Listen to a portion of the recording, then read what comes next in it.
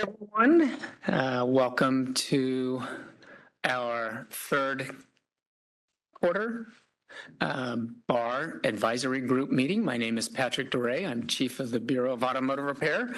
Hope everyone here has been enjoying their summers this year. Our summers have been fantastic here in Sacramento. I can't remember, and I probably just jinxed us, but we've had not too many triple-digit temperature days, but I hear a couple are coming up in the near future. But hope everyone's had a great summer so far and enjoying your 2026 calendar year. This is, as I've said, our third meeting this year of the BAR, or Bureau of Automotive Repair Advisory Group. And welcome to all of you who are both here in person as well as joining us remotely via the WebEx.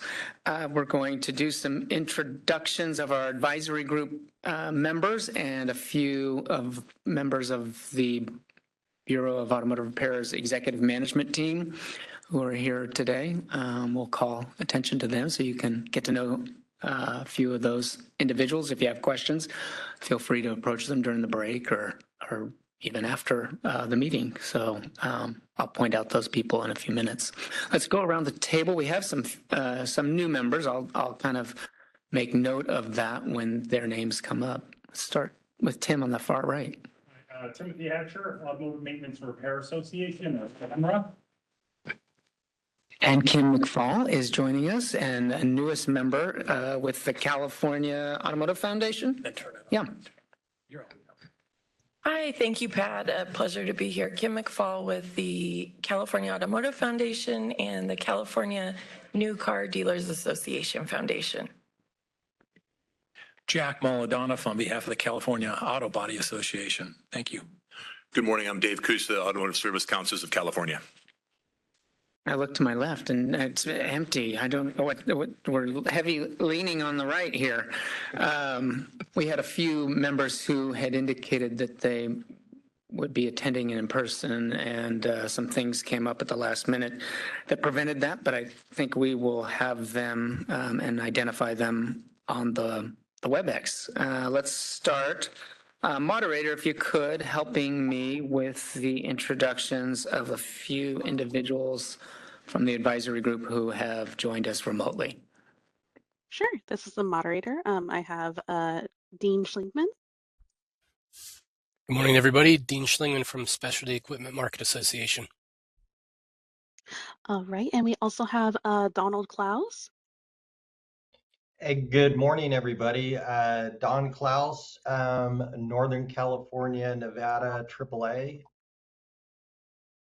Good morning, Don. Thank you for joining us. We just, I don't know that Don is on the agenda because his name was just identified as a representative for AAA after we had posted the meeting agenda. But thank you for joining us. Good to have you. Yeah, looking forward to the dialogue. We also have Les Sweiser with us. Good morning, Les Sweiser with California New Car Dealers Association. Hi, Les. All right. And lastly, Ruben Para. Good morning, everybody. I'm Ruben Para with California Automotive Teachers. All right. Thank you, all of the advisory group members who are joining us today, both in person and remotely via the WebEx. It's great to have your presence. These meetings can't take place, obviously, without a strong presence from our advisory group, which are organizations that we appoint to the advisory group, and then those organizations designate a representative, and because attendance sometimes is tough, we ask for an alternate to sit in when the primary representative can't attend a meeting, but make it easier for the organizations to be represented here. Anyway, let's move on with our BAR executive management team. I'll just call all of them out and ask them to stand and quickly wave so you can put a name with the face. A few of them are not able to join us today. We'll start with the Deputy Chief of Smog Check Engineering and Information Services Division, Clay Leak. I'm sure many of you know him from presentations here at prior meetings of the Bar Advisory Group. Clay has actually 3 direct reports, and these individuals are, as I said, are part of our executive management team. Mike Sacca with the Audits and Inspections Branch. I don't think Mike is here today. Nope. Michael Fadling, Technology Services Branch. I don't think he's here today either. Clay, you got to get your folks here. Garrett's here. Yeah, Garrett Torgerson, Engineering Research Branch. There you go. All right, we'll move on to our second of the 3 divisions under the Bureau. Linda Jansen is our Deputy Chief for Licensing Administration and Consumer Assistance Division. Hi, Linda. Good to have you here. Karina Meyer is our newest member to the executive management team. She was our personnel manager and recently promoted to be the manager at a higher level of the administration branch. So good to have you, Karina. It not only handles personnel matters, but facilities management, contracts, our fleets, vehicle fleet, a lot of different admin type functions. Thank you very much. Denise Cunningham with our Consumer Assistance Program. That's the Repair Assistance and Vehicle Retirement Services and the, what are we calling it? Cars for Schools program. Michael Villarreal with our Licensing and Records Management Program. Boy, I'm gonna have to switch that around. I'm not kidding. Records management has taken on a whole new focus and importance. PRA requests and such, subpoena requests, all sorts of things that fall under Michael's responsibilities, not just licensing. So it's been a eye-opening, I'm sure, experience for Michael. Tessa Miller, who's out this week on vacation, Executive Affairs Unit. That is the last representative of Linda's team. Bill Thomas, our Deputy Chief for Field Operations and Enforcement Division. Bill's going to be presenting a little later in the meeting. Tim Bowden with our Northern California Field Operations and Enforcement Branch. Tim has 6 Northern California field offices under his responsibility. His counterpart for Southern California is Jaime Ramos, Southern California Field Operations Enforcement Branch, and has 6 offices. Oh, no, excuse me, Tim has 5. Oh, my apologies. We closed an office in South San Francisco, and Jaime has 6 offices in Southern California. My apologies there. Patrick Luffy with the Enforcement Operations Branch. Wayne Ramos, I don't think Wayne is here with us today. He's with our Forensic Documentation Program. That's the undercover vehicle operations that Field Operations works with his program. He also oversees the Technical Training Unit, which is training resources for all Bureau of Automotive Repair employees. And Matthew Gibson, I saw him. He's with our statewide investigations branch.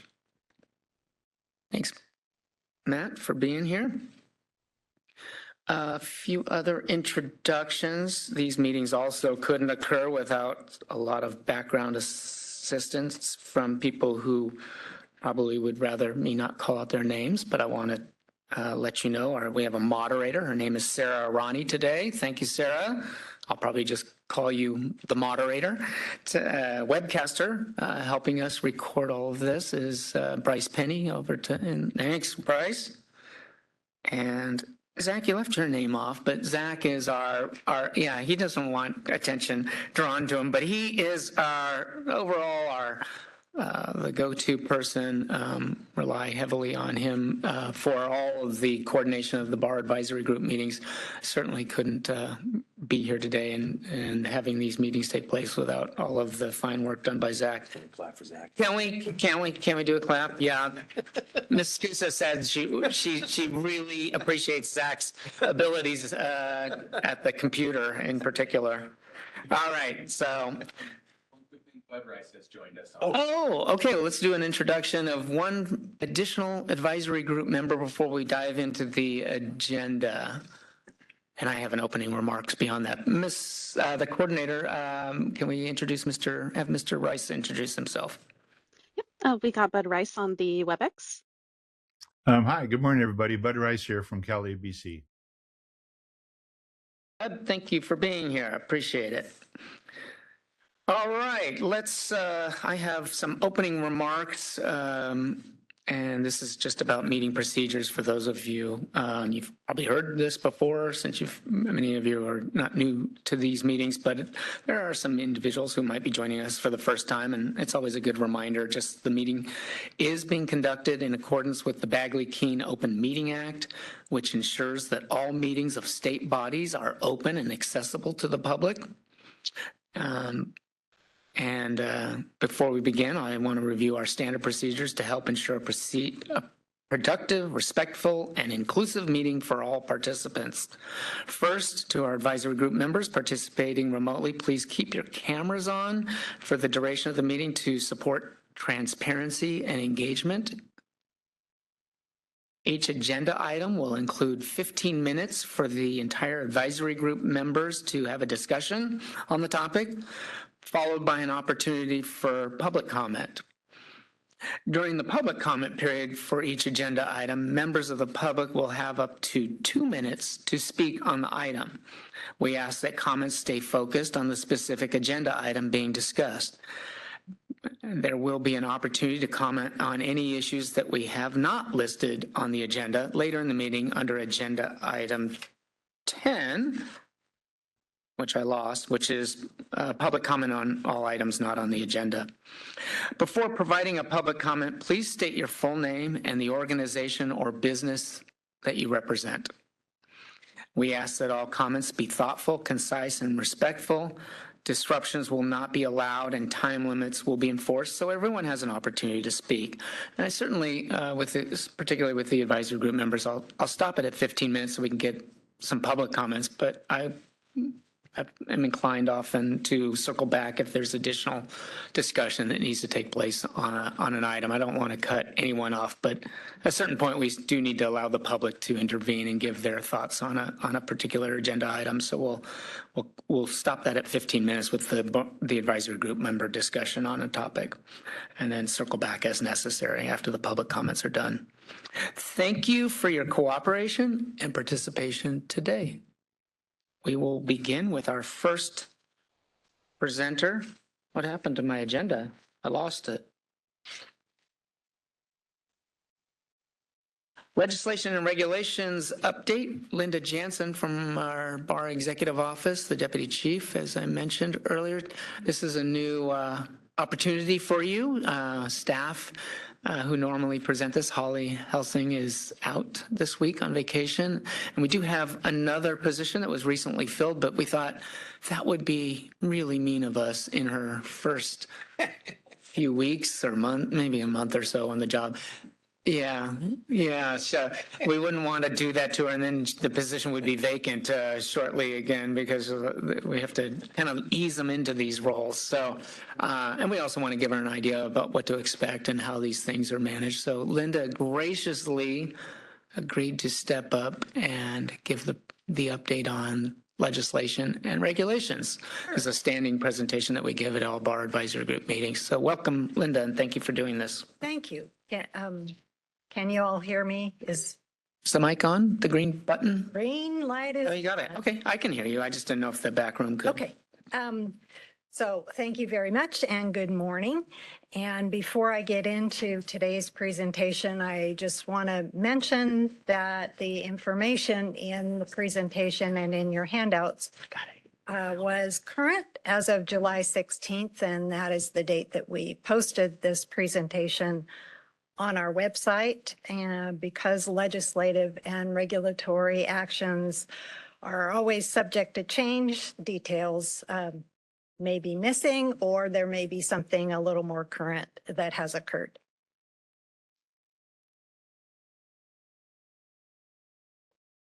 There we go. So important legislative dates. The summer recess is from July 2nd through August 2nd. I believe they reconvene on the 3rd. August 31st is the last day for each house to pass bills this year. September 30th is the last day for the governor to either sign or veto those bills. And most statutes take effect January 1, 2027.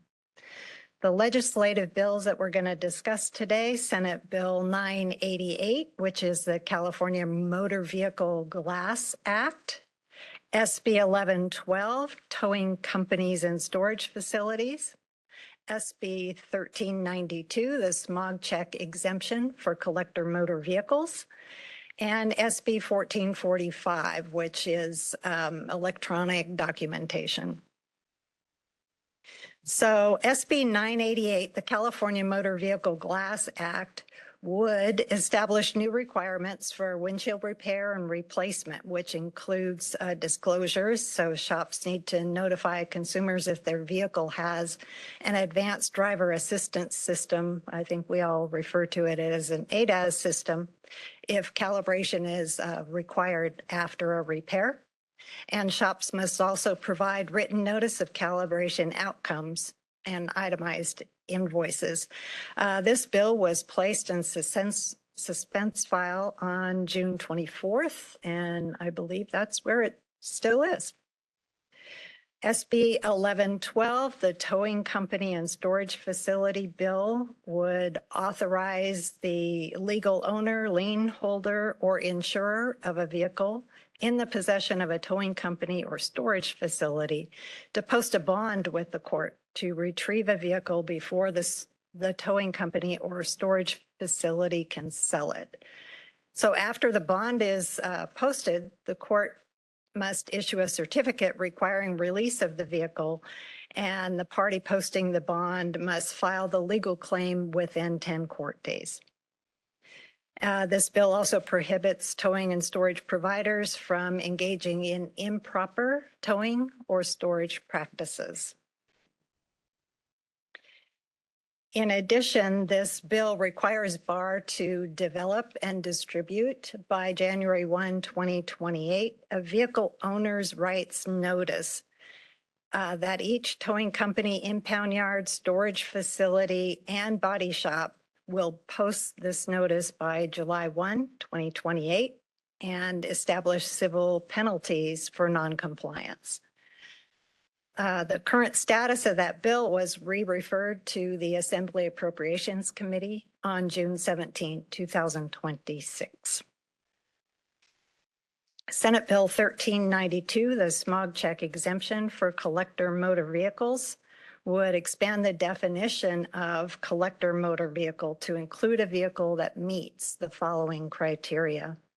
So one of the three, it must be at least 35 years old and either insured as a collector motor vehicle with proof of insurance submitted to the DMV at the time of registration as a collector motor vehicle, or determined through a process still to be developed by DMV to be driven fewer than 1,000 miles per calendar year.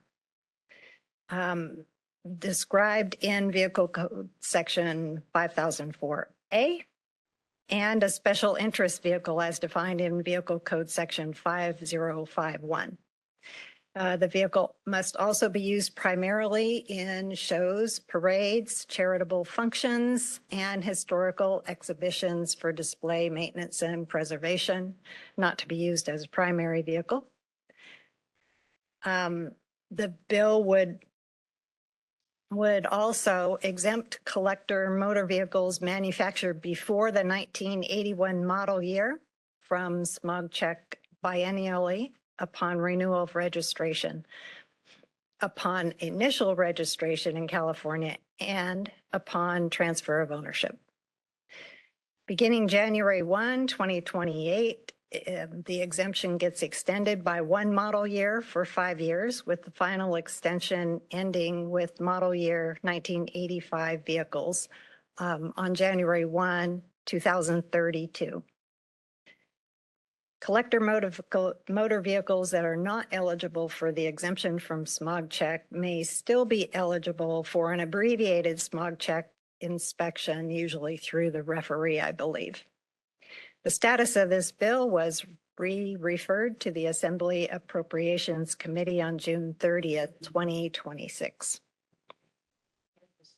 Can I just jump in real quickly? And I hate to do this, but for those of you who aren't familiar with the vehicle code, and I wouldn't expect you to be, but Vehicle Code Section 5004A is a process that currently exists for collector motor vehicles through the Department of Motor Vehicles, where you can get historic plates issued to designate your vehicle as a collector motor vehicle.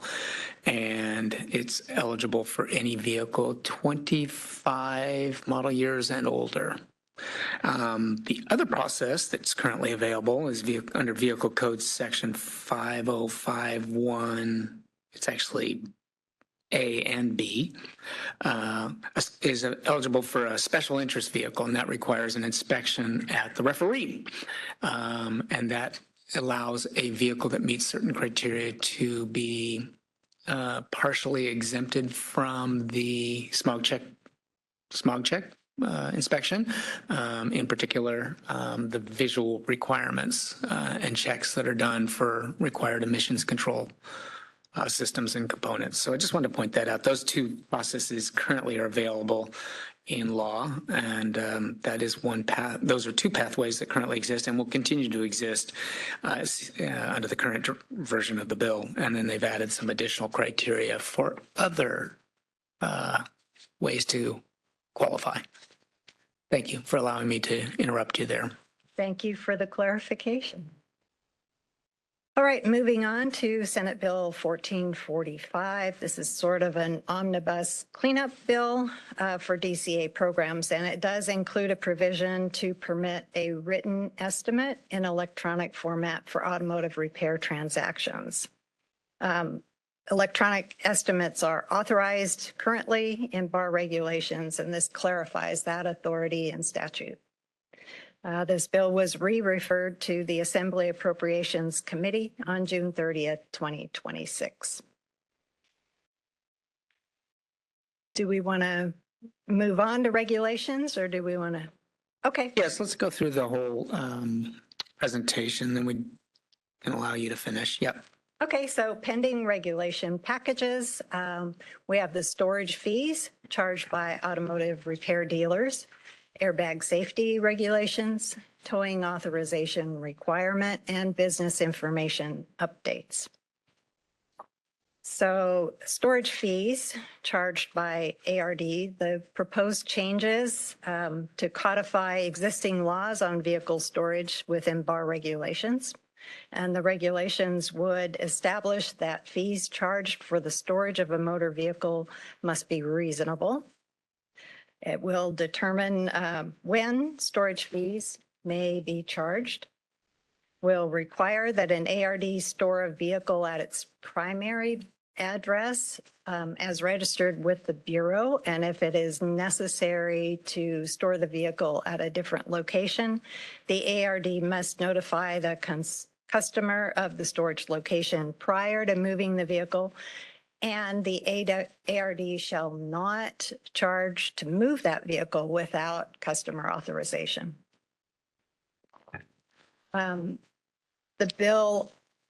Regulation will require that the ARD provide an itemized invoice for storage fees when charged. Require an ARD that provides storage services to post their current daily storage rate fees in an area frequented by the customer. Sorry, I keep tripping over that word customer because we refer to them as consumers. Mm-hmm. So if I say consumer. Consumer for us, customer for the ARDs, yeah. Requires an ARD to report to the Bureau their maximum daily storage rate when renewing their registration. So an ARD may make a change to their reported maximum daily storage rate may make a change to their reported maximum daily storage rate once per registration cycle, and require an ARD that maintains a motor carrier permit to display the towing and storage fee access notice in an area of the business facility that's in plain sight of the public, and have copies of the notice available upon request. So the history of this regulation package, we held public workshops. Did you miss a slide, I think? Did I? Yep. A couple other provisions that are important, in particular things I'm that the sorry. Bureau has to do with developing some transparency with regard to storage fees. Okay. I'm sorry, I thought I had covered that. So additional proposed changes require that, oh, here we go, require that BAR create a search tool. That's the one. On its website showing average and median daily storage rates for a given locale based on maximum daily storage rates reported by ARDs, and define a locale as one of 4 geographic radiuses around each reporting ARD that's sufficient to identify the average and median storage rates for that locale. That's it. Good. All right. So the history of this package, we did hold public workshops on April 25th, July 18, October 17 in 2024, and then again in January on the 30th in 2025. The final package was filed with the Office of Administrative Law on May 19th of this year. We withdrew the package on June 26th to address OAL Office of Administrative Law concerns regarding clarity in several of the provisions. And the next steps are the additional 15-day public comment period following those changes. Then we would submit the final package to OAL for final approval and adoption, and we expect the effective date for this package to be January 1, 2027. Moving on to the airbag safety regulations.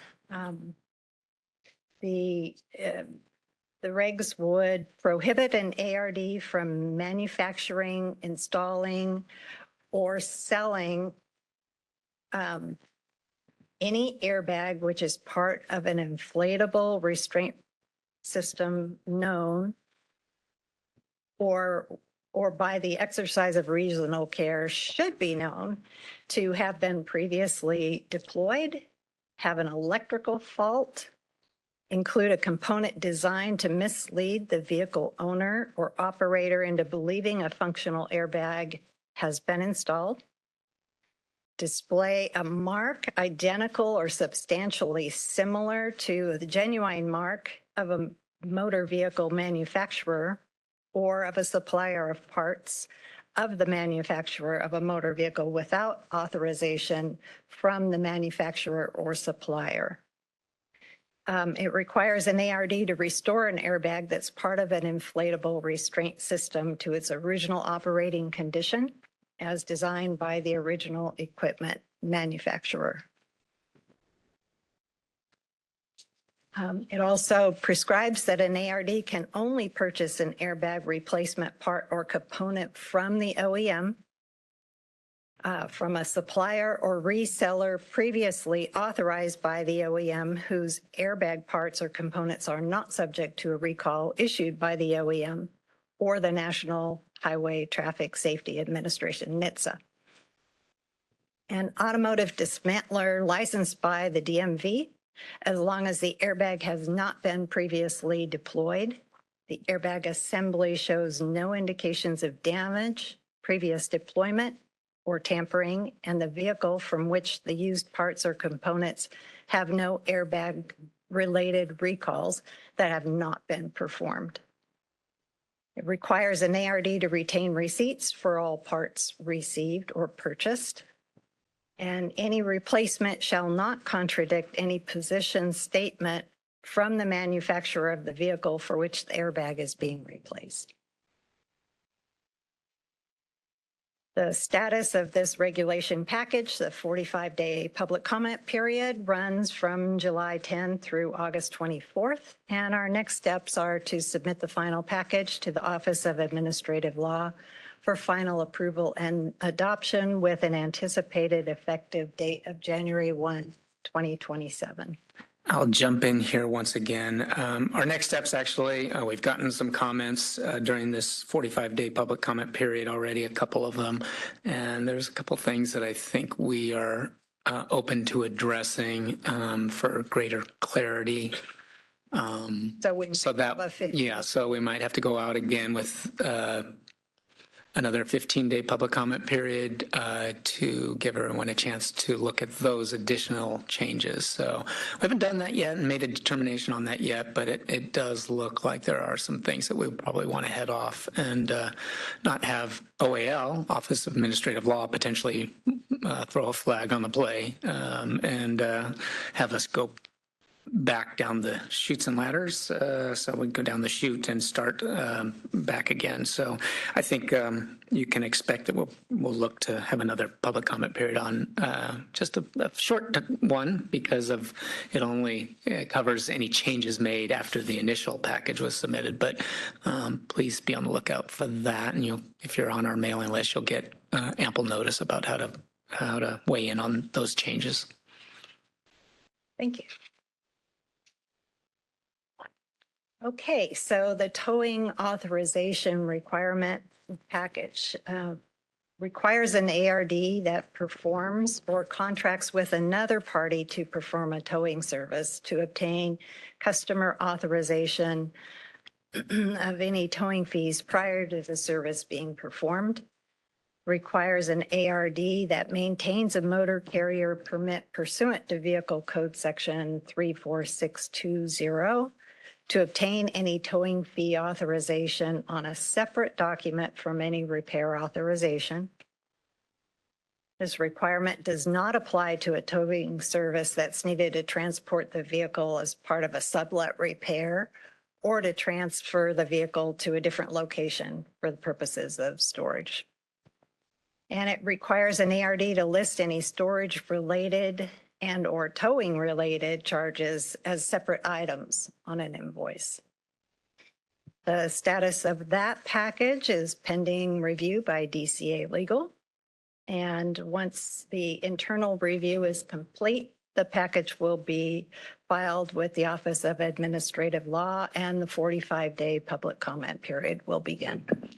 And I will just mention on this one, probably should have inserted the word same invoice because that was a matter of much concern from the automotive repair dealers regarding a previously adopted package and unintended change to separate them out onto two different documents. So we are allowing for that to be done on the same invoice or the same document. I almost said something about that. No, it's kind of subtle and it's not really, I guess you could infer it, but I wanted to point that out. Thank you. All right, so business information updates. These changes would require an applicant for an ARD registration to provide a telephone number for the physical location of the business and a business email address. It ensures, as a condition of registration renewal, that an ARD verify all information required on the initial application is current and submitted to BAR. This includes internet-based advertising that print and vehicle-based advertising clearly display the ARD business name or doing business as name and their registration number, and clarifies that internet-based advertising includes social media, email, and websites. The changes would also allow the display requirement for internet-based advertising to be satisfied if the advertisement links to another online source containing the required business name and registration number.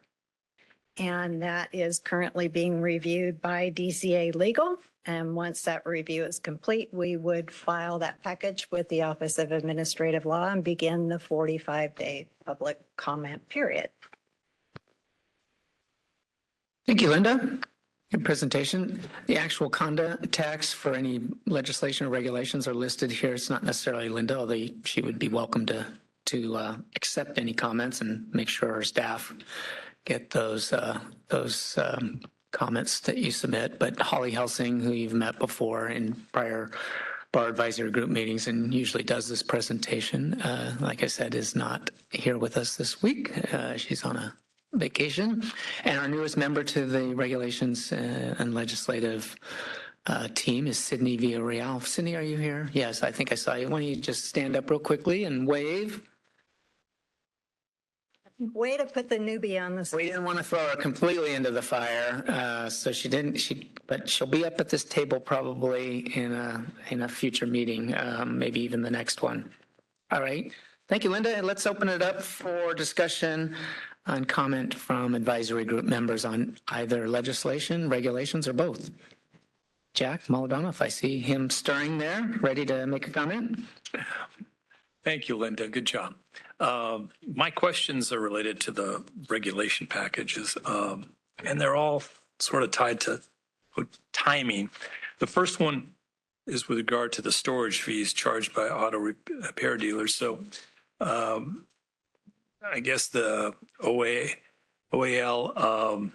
I guess you withdrew the package there, and then you're addressing concerns to clarify certain concerns. And then you have to go out for another 15-day comment period. When do you anticipate that occurring? Is there a time frame when that would occur? As soon as Holly gets back from vacation, she's been working in this package. We've done several back and forths with the OAL attorney who's been tasked or assigned this to work with us or work on this package.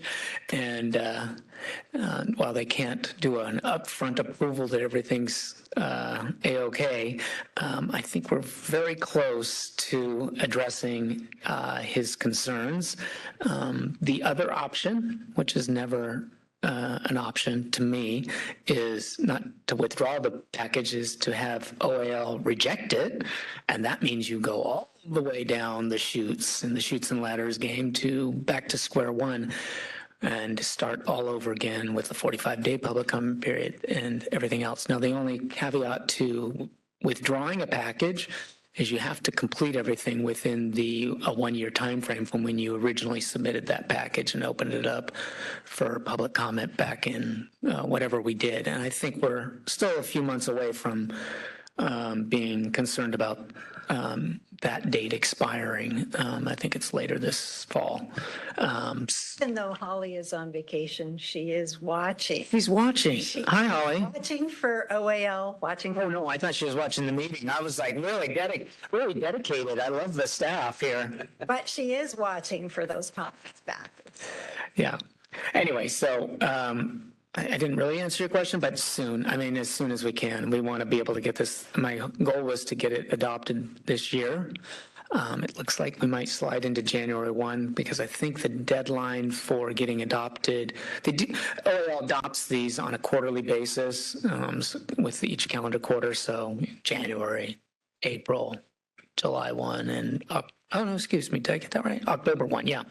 And so the deadline to getting something adopted by October 1 is getting it through everything by the end of August, I believe. Yeah. So that gives them basically a 60-day window.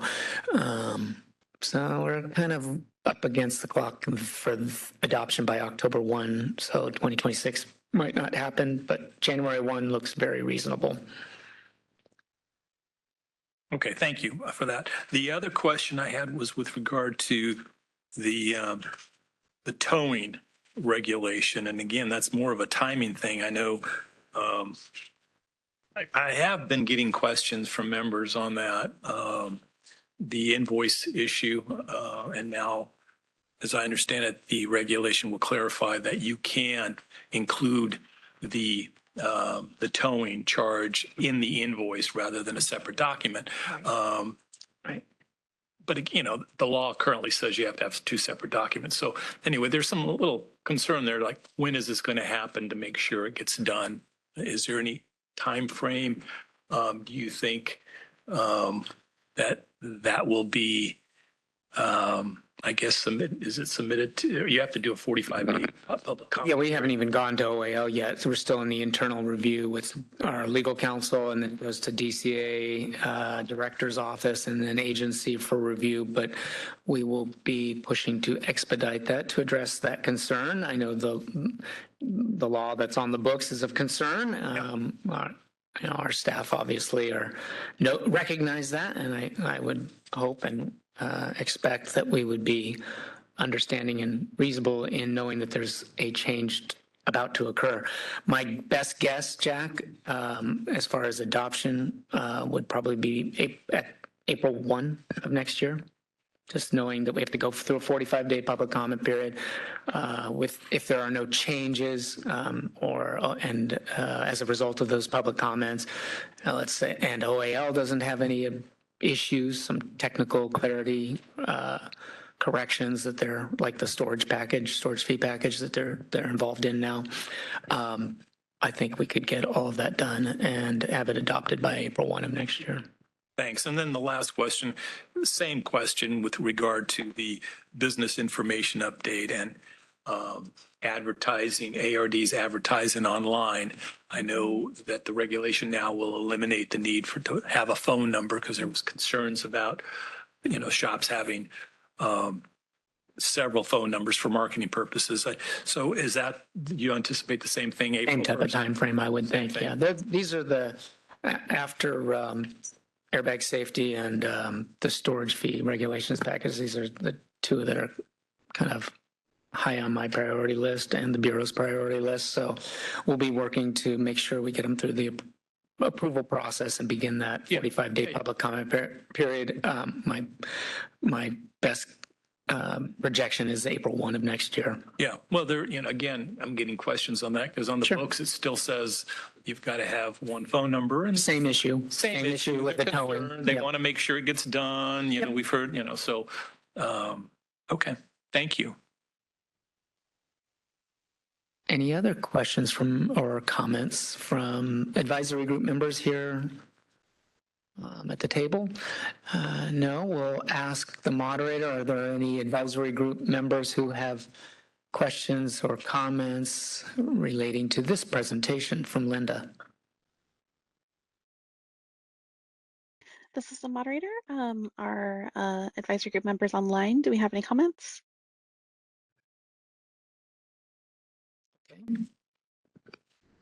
All right, I will now open it up for public comment period on this agenda item. Just as a reminder, please keep the remarks focused on this agenda item and try to limit that to 2 minutes.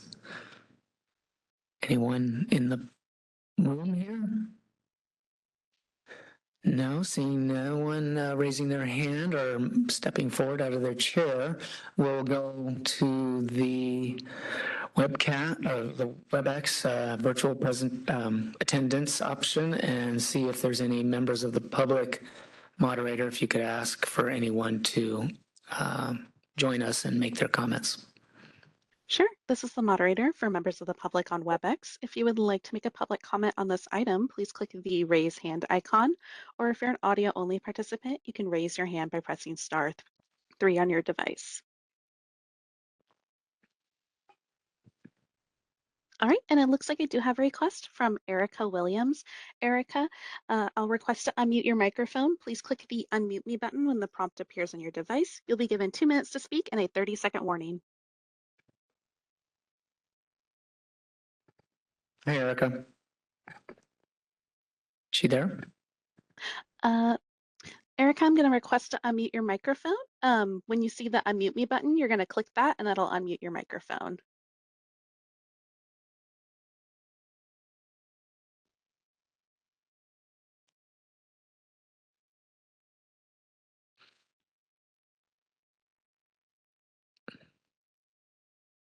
Technical difficulties. This is the moderator, Erica. I'm going to request to unmute your microphone again. Please click the unmute me button when the prompt appears on your device.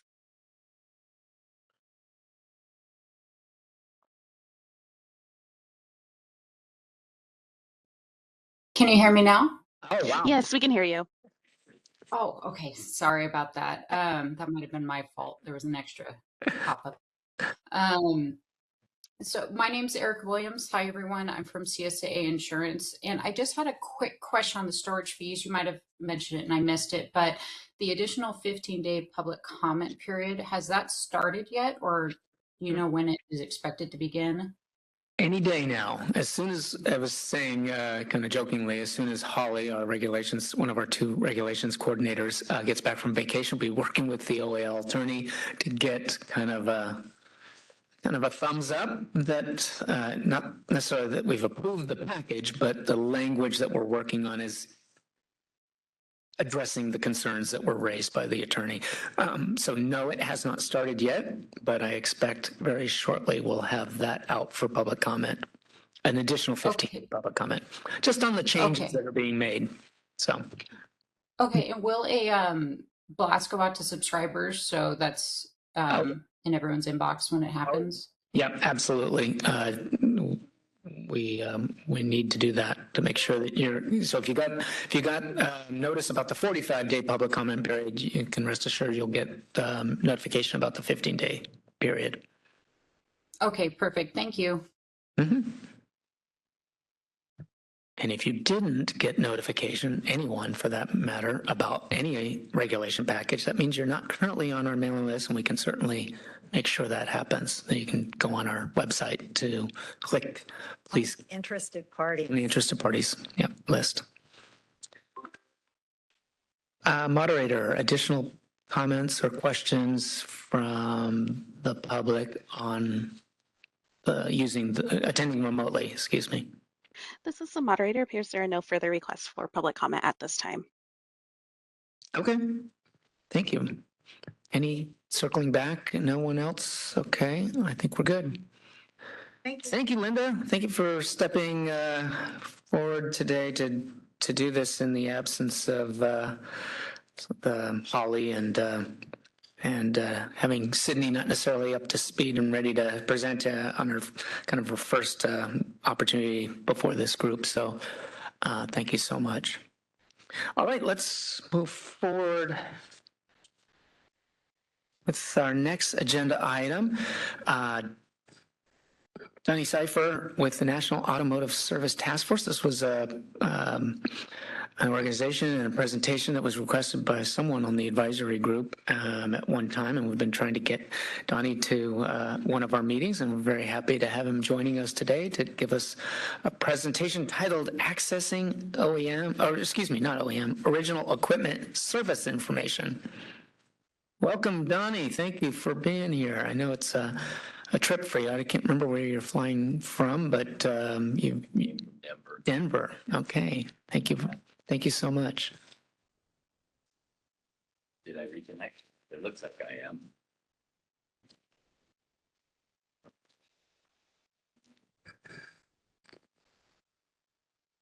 I see. One sec. I had to push a button. You got, is the green light on so we can hear your, yeah, okay, good. Yes, sir. I'll pull it a little closer.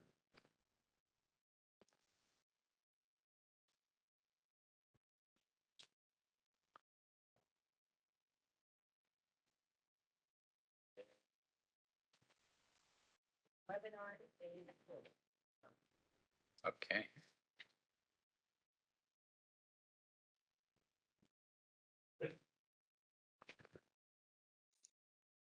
All right, this is the moderator. You should be able to click the share button down at the bottom, and that'll let you share your screen. I did. I'm jumping through the screens here. Do you want me to mute? Yes, on your computer. It sounds like there might be a little bit of an echo. Okay.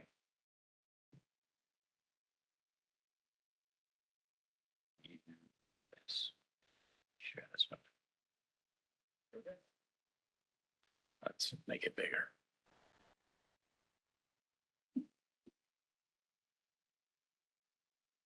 Okay. Well, thanks for inviting me. I think we were thinking about doing this in January, but we kind of had some conflicts of time and space and such. So just as a brief preamble, I think I know 4 out of the 5 of you, so good morning. NASF was founded in 2000, National Automotive Service Task Force.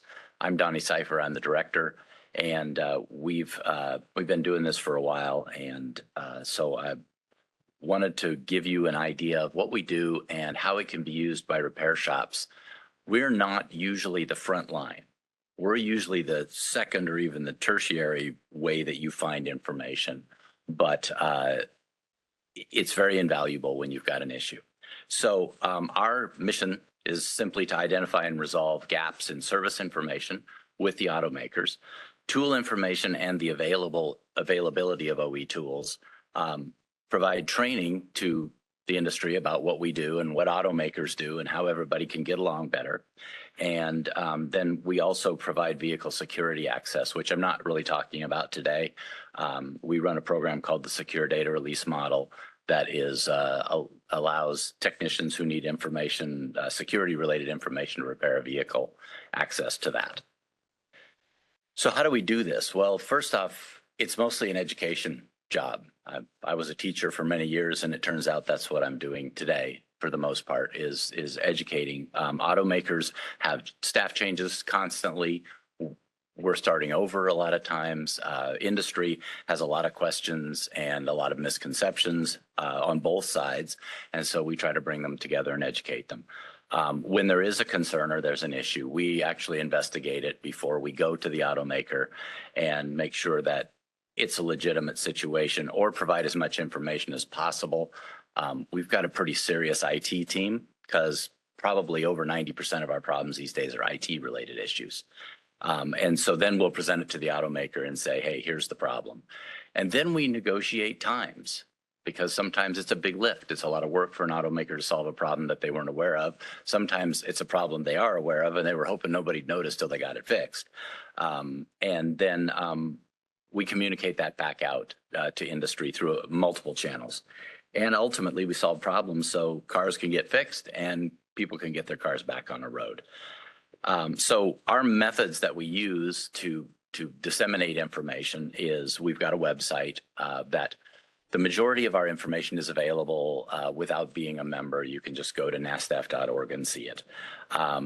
Then we also have got a platform on Diagnostic Network that we use. And Diagnostic Network is a professional forum where technicians share information. However, our portal is also public because all of the service information requests that we manage or are involved with, the basic question and solution are available to anybody around the world to have a look at and see how it was resolved. We also have what we call a knowledge base. We have a couple of them actually, but our main knowledge base is designed to help technicians solve issues where they're trying to repair or reprogram a vehicle and the reprogramming didn't go as expected. So we've got about 600-700 videos and events there that you can search by make, model, VIN, whatever you need to try to find how one of our guys solved it. And so we've got a librarian who runs that for us. We also got a training video database for how do I do stuff with NASTAP that also has a neat little AI guy that you can ask questions to. He's read all of our websites, all of our knowledge base, and will answer your question or say, here's a document, here's a video. So one of the main resources that we provide, this is for most shops, this is sort of how it goes. For those listening who don't know how it works at a repair shop, typically they've got a information provider, whether that be All Data or Mitchell or Motor. You know, there's a whole bunch of them, right? And that's where techs go because that stuff is organized in sort of a standardized fashion, so it's easier to navigate when you're using it every day. But sometimes you've got a brand that's more difficult. You know, there's not a lot of information available, or you need some really detailed stuff about a technical service bulletin or something like that. That's where you would go to the automaker's information, or you're trying to buy a tool. And so we have for every brand their own landing page that shows you how to navigate their particular stuff. And this is the General Motors page, for example. And it's got all these little blue buttons in the NASTAF world means that's an activity you can do. So these are links to the information within the OE's website. So what we try to do is streamline it. So it's a lot faster to find information when you're looking, as opposed to, okay, now I'm here. This doesn't look anything like my all data. What do I do? So for all the brands, we work with their service information teams and develop these, and we try to keep them up to date. If there's ever an outdated link, just shoot us a note at support and say, hey, this isn't right, and we'll go fix it, because it's, I think we last checked, there's like 1,400 links to automakers within just that one page. So sometimes things go awry. But I also want to point out a couple of other things for those of you that are seeing the screen. The service information requests that are relevant to the brand also appear on that brand's page. So that's really your home base. If you're trying to find information about General Motors, go to that page, because we publish all of the service information requests that are there right off of Diagnostic Network. So you can go to one source and find that information. Also, if there's just generally new recent posts on our site, those also are displayed, but not necessarily by brand, where it says recent posts on this screen. So this is just a way to quickly navigate and get information that you need. Some brands have more buttons than others because they have more things that you can do with their websites. And whenever we find something like that, we try to publish it out. Here's Ford, same kind of thing. They've got a lot of extra buttons because they've got a lot of free resources for shops to use. And so we link to all of those. I clicked on the tool button, and this is takes me directly to the Ford Motorcraft website to show where and what the factory tool is. Again, this is not generally where shops start unless they're specialists. They may need a tool like this because they work on 20, 30% of a brand. It's usually good to have an OE tool at that point. But if you're only working on a brand intermittently, there's other software that's available that you can use over a standardized interface. We call it a J2534 interface. And that's also linked here. I'm not going to dig into that today because it can get really deep really fast. But in essence, what it does is it makes the OE scan tool available to you, the latest and the greatest, the minute you need it for a pretty low price. And you install it on your own PC, you run it with this interface, you diagnose, repair the car, and off you go. This page I went to was just for the actual automakers' tools, both of which we try to make sure are available at all times. Then I mentioned our knowledge base, which this is a member login that you're seeing here. So they've got a few more options than the public site does. And so here's just a snapshot of some of the information that's available. And again, you can click them and look at them based upon any kind of search criteria that you can develop. So we have about 58,175 members. Our vehicle security professional program is 11,700 of those. And we have assisted immobilizer reprogramming. I'm just going to gloss across that. But in essence, if you've got a vehicle in your shop and you're not equipped, you can diagnose it, you can repair it, but you don't own the tool, or you don't have anybody who's been trained in a reprogramming event. You get into an immobilizer situation, you can use one of these service providers to help you finish that job. So the start, run, and drive part of the operation actually occurs. They have all been vetted. They have additional requirements. They've got agreements with NASDAQ to make sure that they play all of this by the book, because they are involved in anti-theft systems. And it's a boutique little program for us, but it solves problems when you're just learning a brand, or, good customer brings in an Aston Martin, you're like, I don't tool up for that. So this is your way to do that. Also mention that in California, we have 5,700 members. So close to 10% of our membership are folks in California. So always appreciate the opportunity to work with our members in this state. So how do you choose membership? We have 3 different roles, depending on what your needs are. Actually, we have a 4th role, but we have the base NASDAQ membership. We have the the air security technician, which is a base member who can request those immobilizer reprogramming events. We do a little extra vetting. We want to make sure they're not car thieves that we're actually assisting in stealing cars. And then we have the vehicle security professional role, which is our top role, has access to everything we do. But we also recently released something called the diagnostic professional role, and it was created for several automakers who needed a way to validate gateway access. Hyundai, Kia, and Genesis use it. We've got other brands that are bringing out functions that are connected to it. That will be, it's just an operation. It's just a part of our membership. You can just add on, and then it makes it so that there is no cost to the shop to use that information.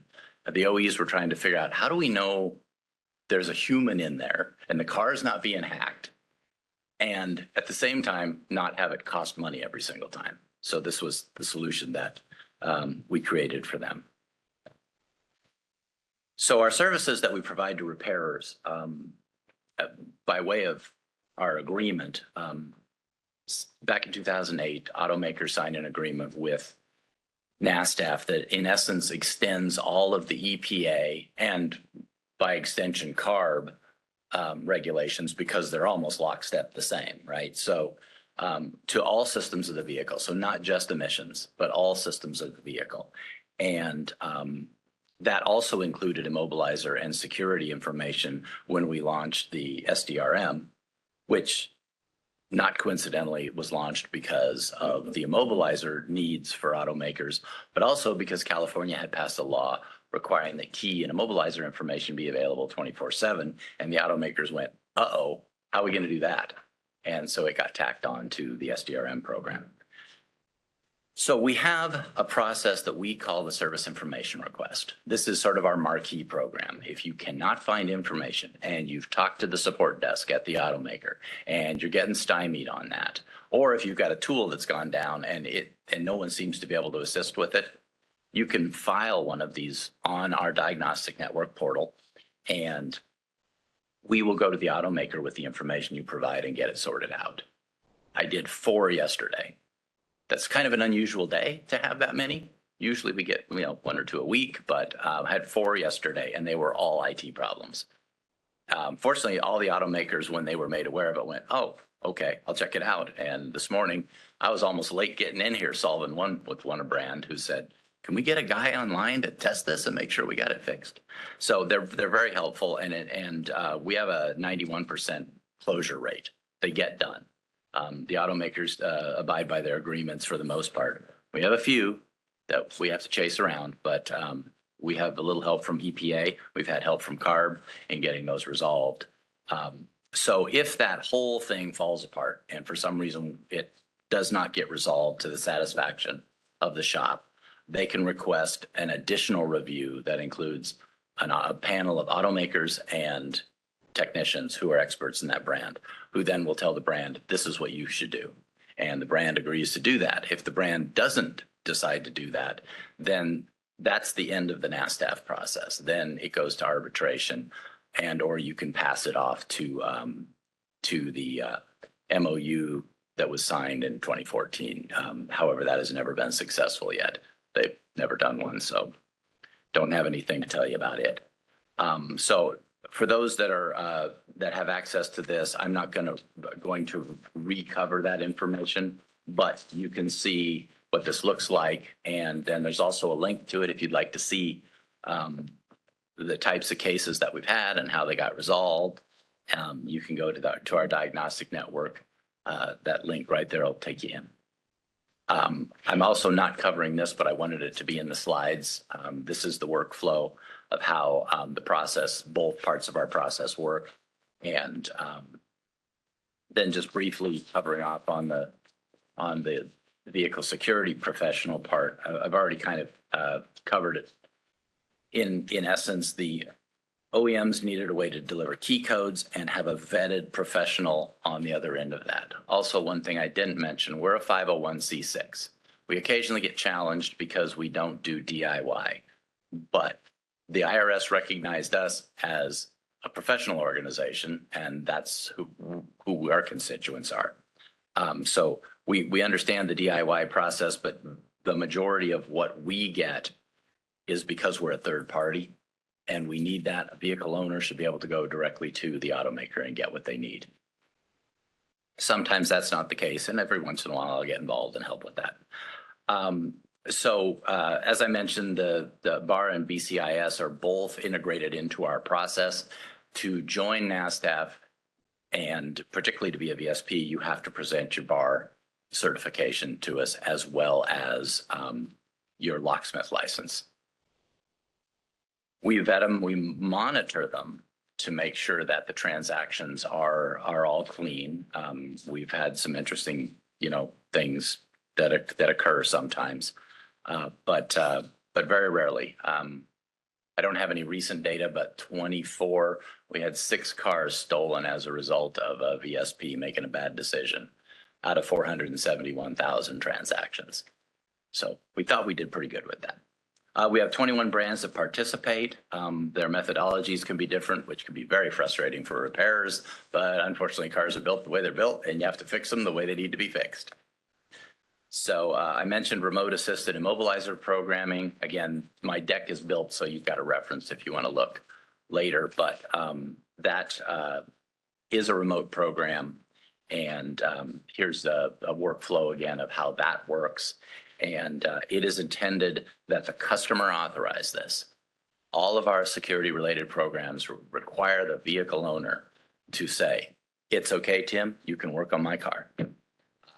That's a requirement. It's also a California state requirement. So we enforce all laws in all the states that we're in. And we're in all states and Canada and US, Puerto Rico, Virgin Islands, that kind of stuff. So the last thing I'll show you is our diagnostic professional gateway that I mentioned. And the slide change.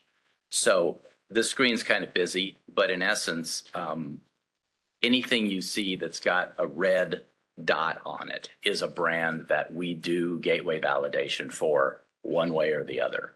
And the diagnostic professional is intended so that brands can do more than what they've done in the past at their request and just have a light vetting process.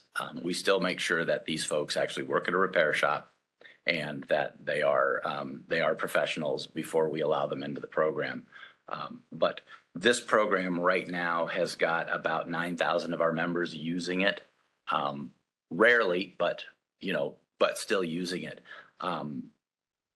The gateway validation thing, we launched it, but last year, I think, was when we launched it. We now have over half of our members signed up for that. Now, they're not using it every day, but it's available to them, which means they can access parts of vehicles that have never been available to access. Some vehicles that started being built in 2018 with these features, and it's taken quite a while to get the brands up to speed.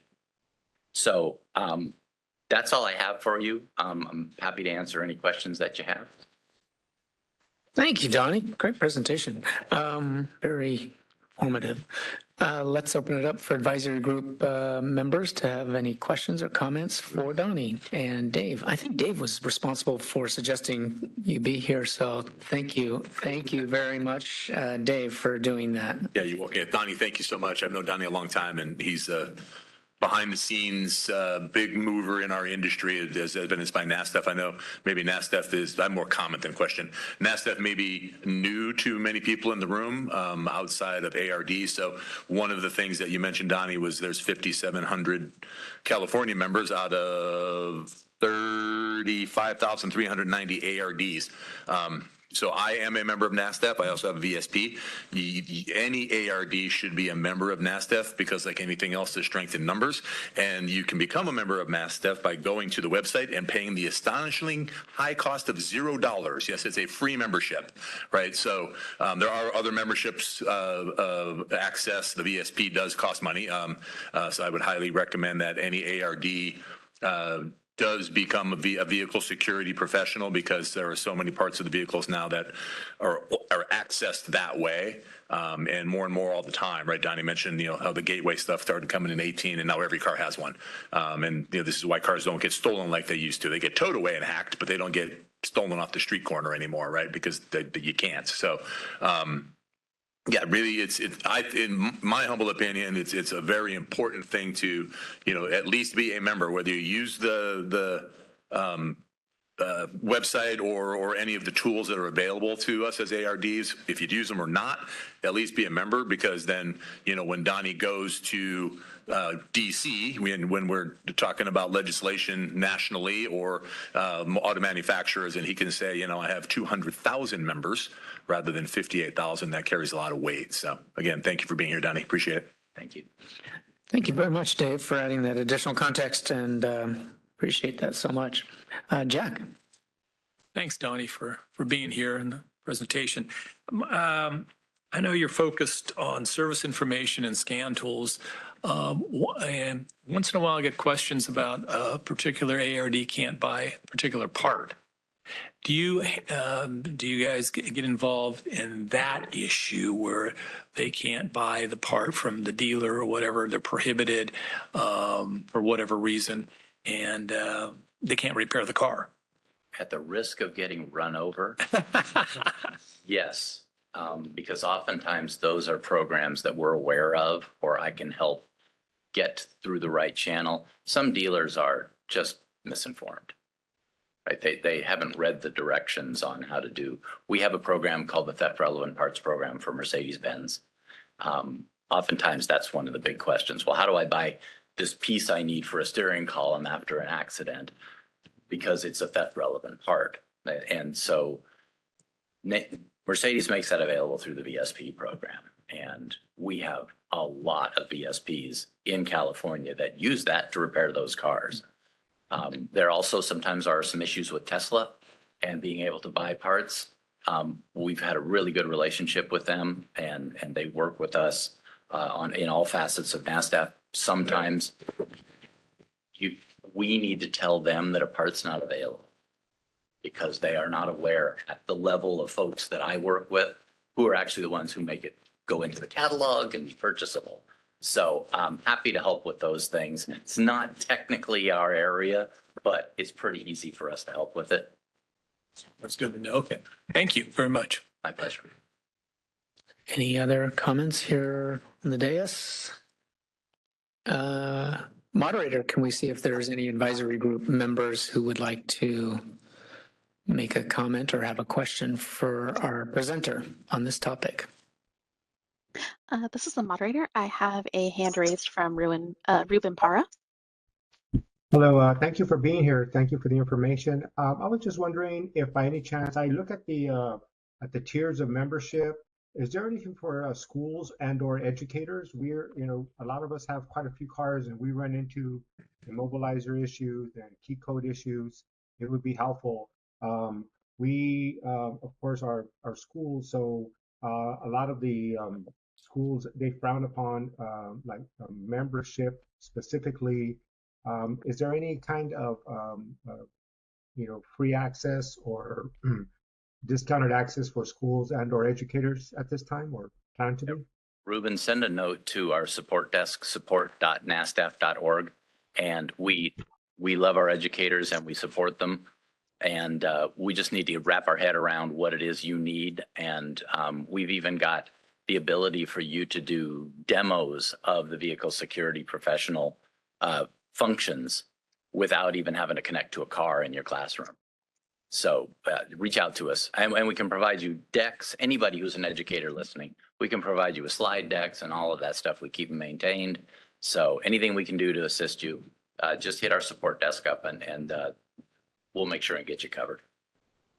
I'll do that. Thank you very much. My pleasure. Thank you, Ruben. Any other questions or comments from the advisory group?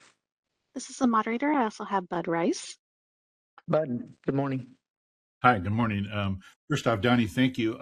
I know a little bit about NATEF, but not very much. But I kind of, in my mind, I kind of had you guys kind of positioned as somebody that was helpful in the right to repair battle that seems to be going on constantly, and getting information for repair shops that sometimes the manufacturers kind of drag their feet and don't provide information as readily as they could. And even if you have subscriptions with some of the other vendors like you were talking about before, Mitchell on Demand or any of those All Data, any of those guys, they have the same problem of trying to get this information out of the manufacturer. So is that true? Are you guys kind of in the middle of that battle trying to get that information? And then once you get it, you can then share it with your membership and that kind of thing. Is that correct? Yeah, we were founded for that exact purpose. It was anticipated that the right to repair battle would go on and on and on, and we need to fix cars today. So we were founded for the whole purpose of solving those gaps. So but we are member directed. I don't go out and look for a problem. We try to fix problems. Now, I do see things sometimes because I was a technician for 35 years. So I see things sometimes and I'll go to a brand and say, could we fix this before all hell breaks loose? And usually they're pretty cooperative about that. There are a lot of reasons why brands sometimes don't have stuff available. And I will tell you that the majority reason is money. There's not enough money put into that part of their enterprise. And oftentimes the folks we work with struggle to get approval to do an IT update or a change. Plus they're supporting decades of cars over service information that systems have gotten outdated, and trying to update them. A Saturn would be a good example of that. There was just no way to bring that up to speed without starting all over on a brand they hadn't built for 10 years. So, but we often have a way we can get a solution, even if it's just a one-off for a technician. It doesn't have to be for the whole membership. So we're happy to take those on. Okay. Thank you. Thank you, sir. It's my pleasure. Additional questions and comments from remote attendees of the advisory group?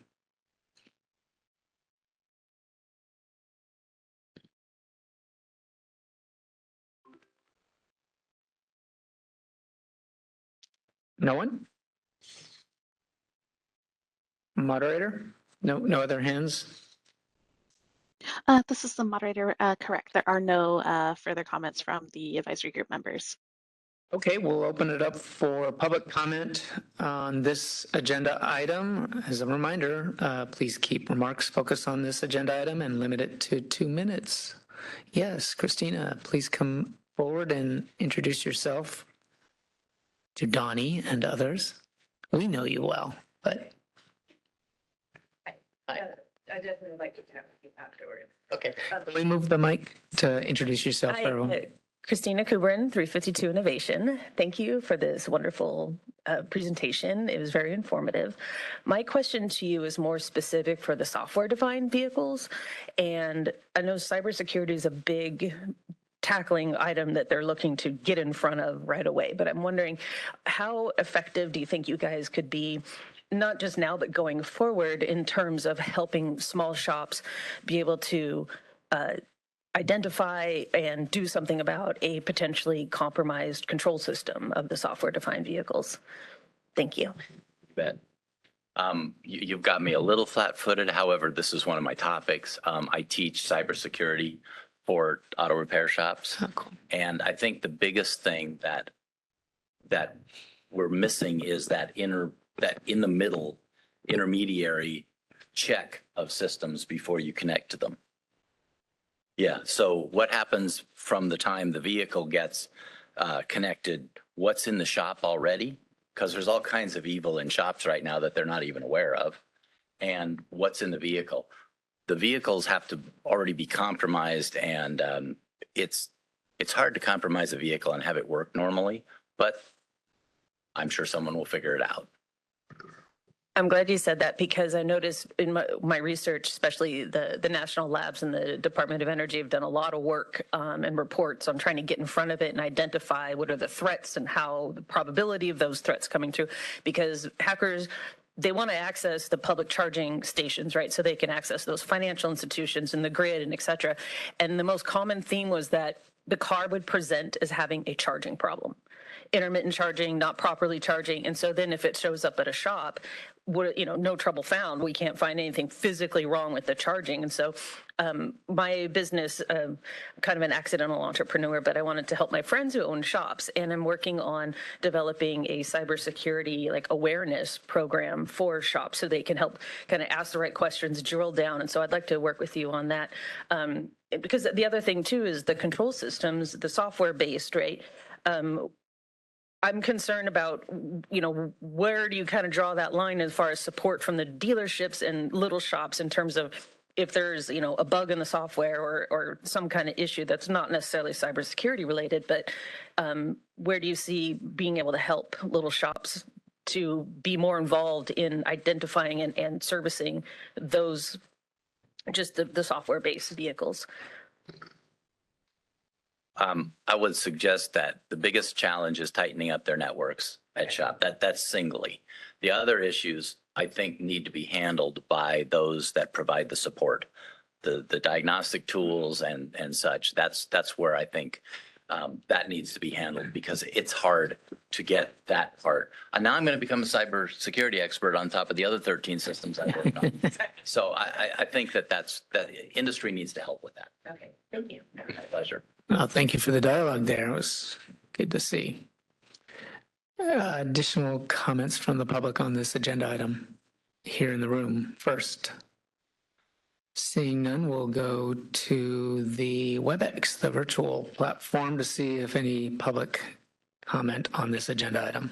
Moderator, can you open it up for public comment?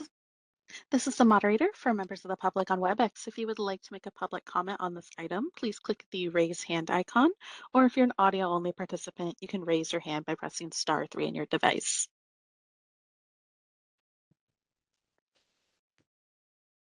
All right, and it appears there are no requests for public comment at this time. Okay, thank you very much. We will close this agenda item. Thank you once again, Donnie, for being here today. Thank you, Pat. Yep, great job. Great job. Okay, our next presentation is on the two reports that we are required under both state law and one under federal law to publish or contribute to, in the case of the latter report, the federal report. So we've got the 2026 Smog Check Performance Report and the U.S. or United States Environmental Protection Agency report. John G., as I know him, with our bar engineering and research branches here, as he usually is every July to do the presentation on these reports. One of them actually got converted instead of an annual report to a biennial report to kind of mirror the Smog Check program. So that is the Smog Check Performance Report, and we're happy to have you here today. Good morning. Thank you, Pat. Thanks, John. I'm Jonathan G. I'm the supervisor of program evaluation and referee unit inside the bar engineering. I report to Garrett Torgerson. My unit does the annual EPA report as well as the biennial Smog Check Performance Report. Next slide, please.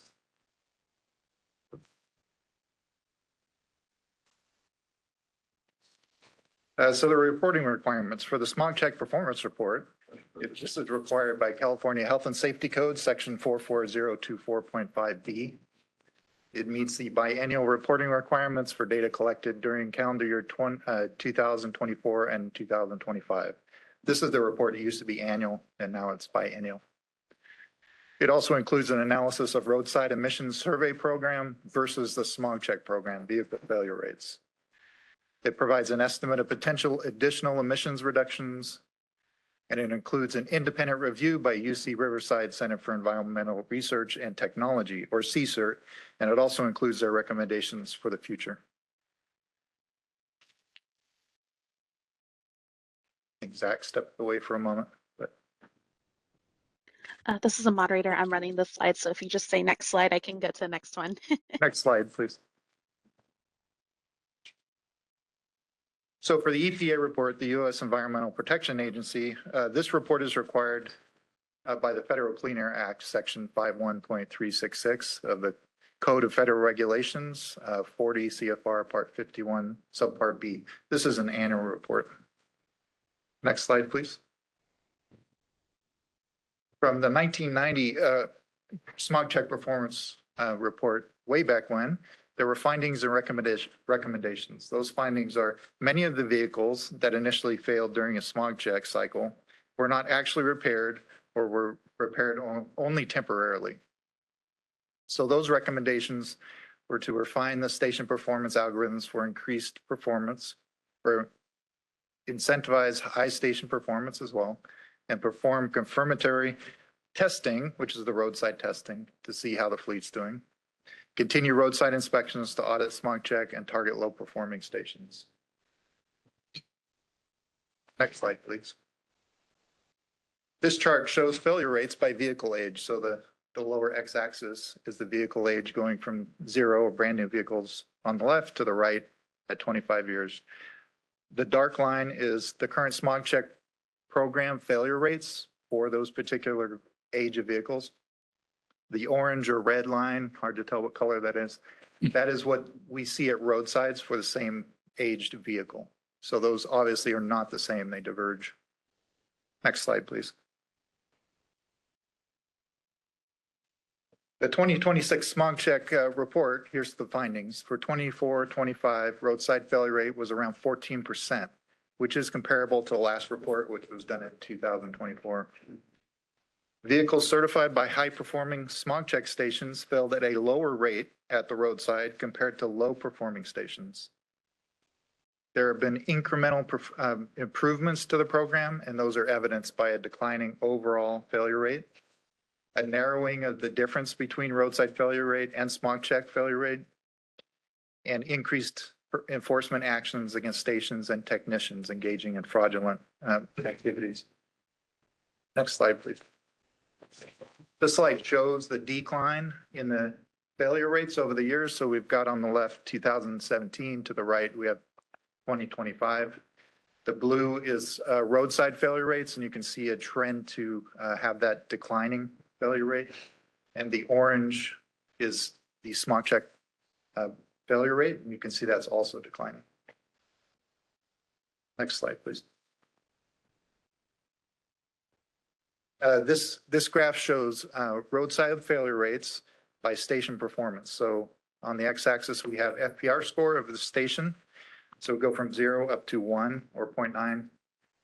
And you can see the higher performing stations have a lower failure rate when those vehicles are tested at roadsides randomly. So it indicates that they're performing better repairs or better tests. Next slide, please.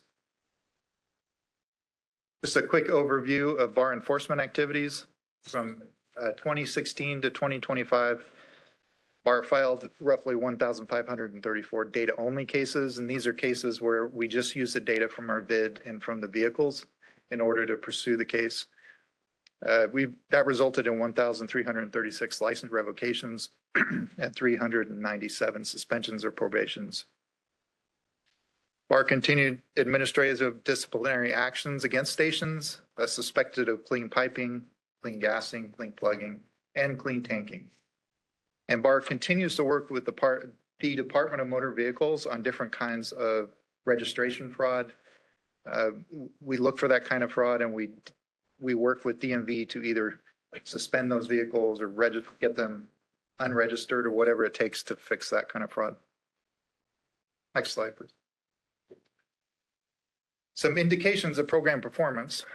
Vehicles certified at stations with subsequent revoked licenses, they fail at a higher rate when they're tested at roadside than a station that's in good standing when that vehicle's tested.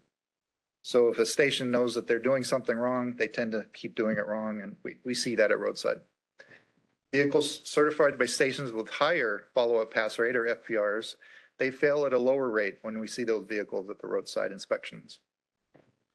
Vehicles certified by STAR stations in general fail at a lower rate when they're tested at roadside compared to non-STAR stations. Next slide. So in the report, we try to estimate additional benefits that could be gained by the program. BAR works with the California Air Resources Board, or CARB.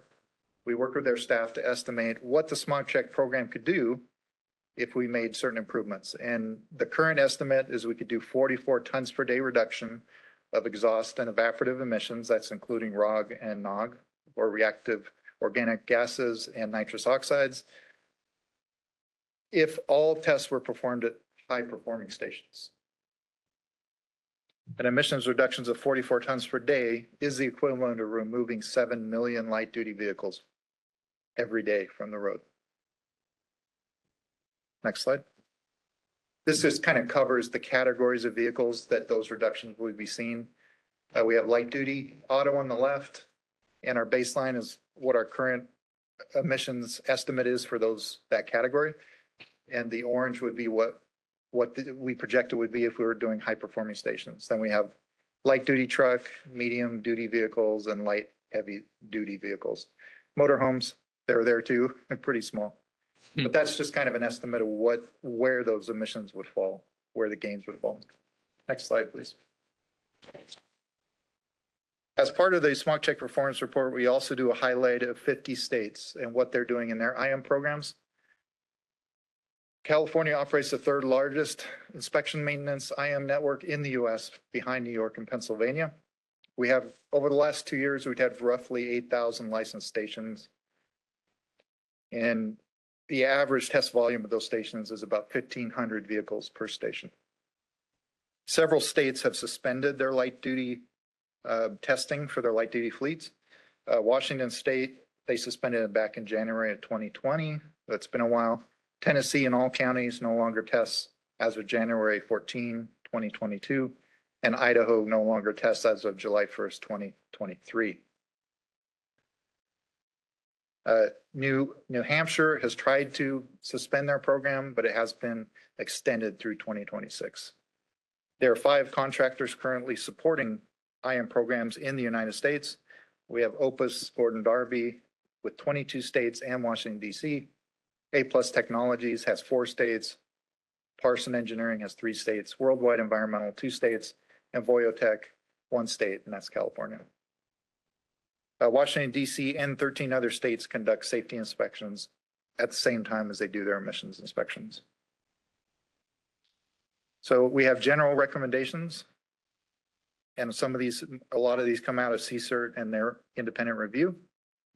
So they suggest tightening criteria for STAR certification, streamlining the process of our legal cases and how we go about going to the DAGs, incorporate reasonable test duration and timing into the next DAD iteration. And this one is basically not having super short tests where they complete an inspection in 3 minutes, which is not reasonable, but we currently allow that. Supplement roadside emission surveys with paper audits of the smog check repair orders for said vehicle. If that vehicle is broken, what repairs were done? We'd like to see that. Centralized testing of the pre-OBD fleet, and that would be 1995 and older vehicles. Continued general recommendations. We want to coordinate with CHP to expand their use of the citation of vehicle code section 27156. That's for emission controls and emission control system modifications. So the officer can cite those vehicles directly. Let's see, review and revise directed vehicle criteria. So we currently direct vehicles to STAR certified stations, and this is a recommendation that we review that and how we do it. We're also recommended to invite OEMs to participate in a continuous testing program or pilot. Place OBD system kiosks in rural areas of the state. Estimate the impact of pre-inspection repair and efficacy of repairs on failure rates. Continued general recommendations. Coordinate with CARB on surveillance testing and modeling of baseline and excess on-road emission rates. Make the printing of the vehicle inspection report, or VIR, optional for vehicles that pass the smog check inspection. Well, that's reducing the amount of paper we're producing across the state.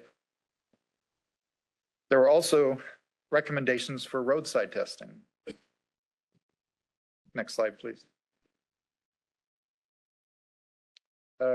So the recommendation number one was to eliminate diesel testing. We do test diesels currently, but there's so few of them that we see in the roadside that the data is really unusable. So we're kind of wasting our time testing them. Increased participation in roadside inspections. So this would be reducing your refusal rate. People refuse, they just don't want to do it. They don't have to, but we'd like to encourage them to do it. So that's that recommendation. A re-examination of our site selection, like where the sites are. We do that, but it always needs to be redone. Vehicle populations change and locations change. Coordinate with CARB to test diesels and vehicles with the VAP system issues. I know this seems to contradict the first item, but we'd like to move the testing of diesels and VAP systems to CARB, and so we can get a better analysis and also better statistical models from CARB. They have the tools, we don't have them. Minimize time between smog check and audit tests. So this would be the amount of time between the smog check for the vehicle and when we see it on roadside. Conduct repair order audits. And we talked about it briefly before, but this would be looking at the repair history of a vehicle. What was actually done to repair a smog failure, and was it the right repair? And again, we have print passing survey results only for requests. So on the roadside, we give them a VIR. They don't necessarily want it, and we'd like to not give it to them if they don't, just save more paper. For the environment, for the U.S. Environmental Protection Agency report, this is an annual report that's due to the EPA, and it goes through CARB, and it's a compilation of statistics of the smog check program. The report is used by the EPA to examine regional differences between programs and different states, and also what the volumes of vehicles that we're testing and how many there are and what the failure rates are across the country. Every odd number year, so 2025, the report includes summary information of what the program design is, what changes have been done to the program, other milestones. That was last year. This year's report, there was no additional information, just the required information. And CARB's required to submit that report by July 31st each year. That's been submitted, and we also had a letter of receival from EPA on this report. So that has been done. The reports, next slide. The smog check performance report can be found on the BAR website. Also, previous reports are also there. US EPA report can be obtained from CARB upon request. All right, thank you, John. Good presentation, and let's open it up for any questions or comments from advisory group members here in the room. Mr. Kusa. Thanks, Jonathan. So I believe there are still areas in the state that have no smog check program. That's correct. Is there any recommendation to expand the program to include those areas? And I don't know if it would include vapor recovery on fuel pumps, because those same areas there's no vapor recovery when you're filling your car with gas either, right? Then that's probably outside of BAR's purview, but if we're I think that'd be a great idea, because I can't stand standing next to my car in Angels Camp and smelling gas. So yeah, so generally these requirements are what we can do as a smog check program to improve the smog check program.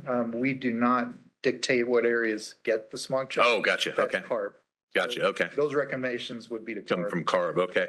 And then the recommendation for auditing repairs that were done to vehicle, I think it's a great idea.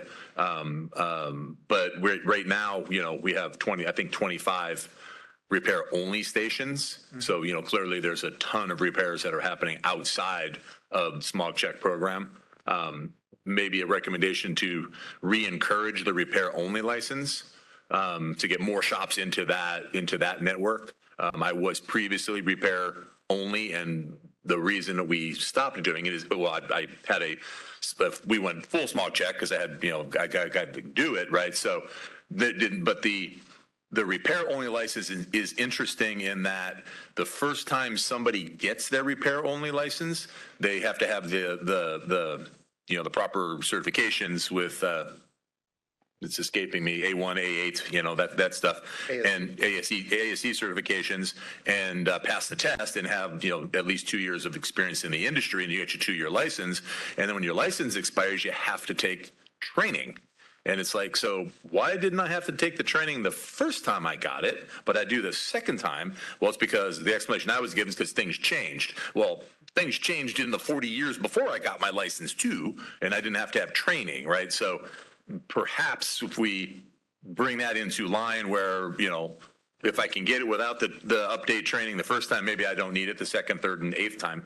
And we would have more shops that would, you know, that would be repair only, because it's not a tough thing to do other than, you know, now you have the requirement for training. So That's a good recommendation. Thank you.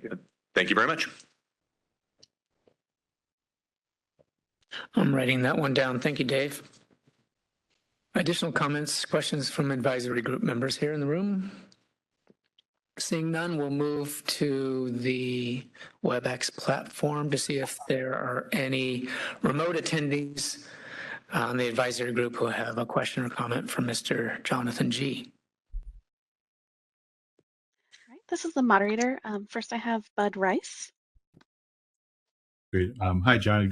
Great report today. I did have one thought as you were going through your slides, and that is you were talking about high performing stations and low performing stations. And if the reason why the station is a low performing station is they do bad work or they do hocus pocus kind of stuff, I'm with you. We got to do whatever we can to stop that kind of stuff. But one thought had crossed my mind, and that is, sometimes you end up with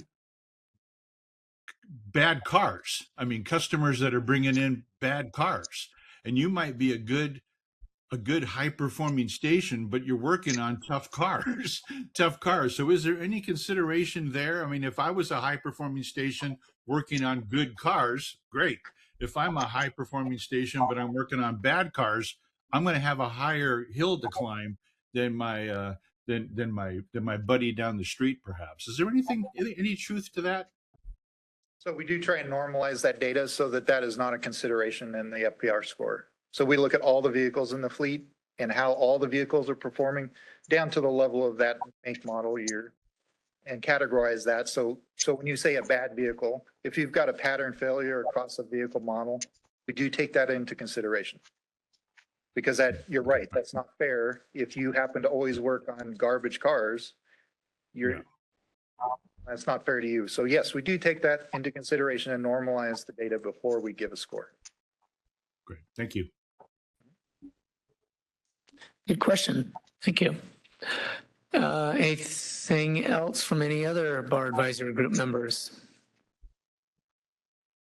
This is the moderator. I also have Ruben Para.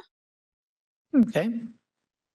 Hello, thanks for your presentation. I've got a couple of things. One is just out of curiosity, the states that suspended their programs, did they achieve their air quality standards, or why, do you know specifically why they eliminated the program? Yeah, if they have achieved their SIP numbers, their state implementation plan numbers, they are allowed to discontinue their programs. I don't know the exact details of each state or jurisdiction, but that's the general rule. If you're not in attainment, you have to have an IM program. Well, good for them.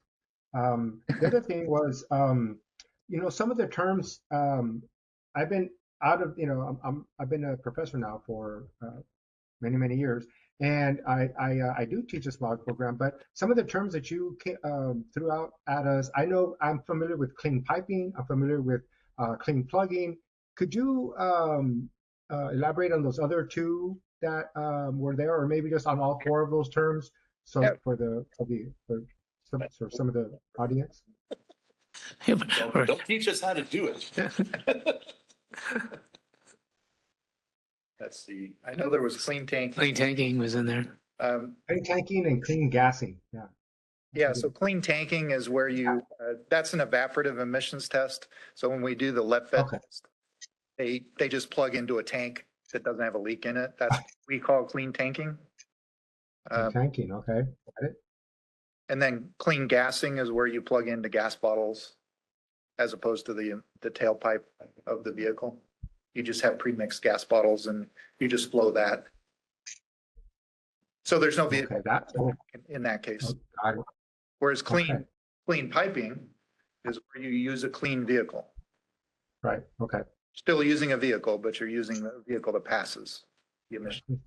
And same with clean plug-in. You use a Clean another plugging vehicle. is the OBD equivalent where the vehicle's OBD system is in a passing state. You just don't use the vehicle that you claim you're testing. Okay. And then the other question was on, you mentioned a recommendation for remote kiosks. What would that look like? Would that be simply a consumer plug-in, and if it no visual, no nothing, just That's kind correct. of like That in idea Nevada for a long time. There's some logistical issues to that, but one version is where it'd be out in front of DMV. So you go to DMV, you need a smog, you go to the kiosk, plug in the vehicle, and that's the test. That would have to be pretty limited because there is no visual. There's no check that the catalytic converter is there. So that's why we've been reluctant to do that kind of process. But that's what it would be. Okay. And then the last thing, I think I got an answer to Dave's question about the training and the testing. I want to say it's the same like a smog check license when you're originally when you take the smog check license, you do get you take a test. But after when you renew your smog license, all you do is you take training and you don't take the test. That's why that's the answer to why training is involved when you renew your license, but not when you originally get your license. So that's I'm not saying that's correct. I'm just saying that's why. That's all I have. Thank you. Garrett Torgerson from the engineering research branch has joined John. John, you didn't phone a friend, but a friend has phoned you. Yeah, sometimes the wrong friend just shows up. So I just want to point out on the report recommendations, one of the requirements in law is that the contractor, CSERT, provides recommendations for program improvement. And so that doesn't necessarily mean that those are BAR's recommendations going forward. And so for, the kiosk, John talked about that a little bit. There's certain things like that that are really difficult because we have a serious fraud problem. And so, part of the requirements of maintaining the integrity of the program is that, we keep tight controls on who's plugging in the vehicle and what's going on at that point.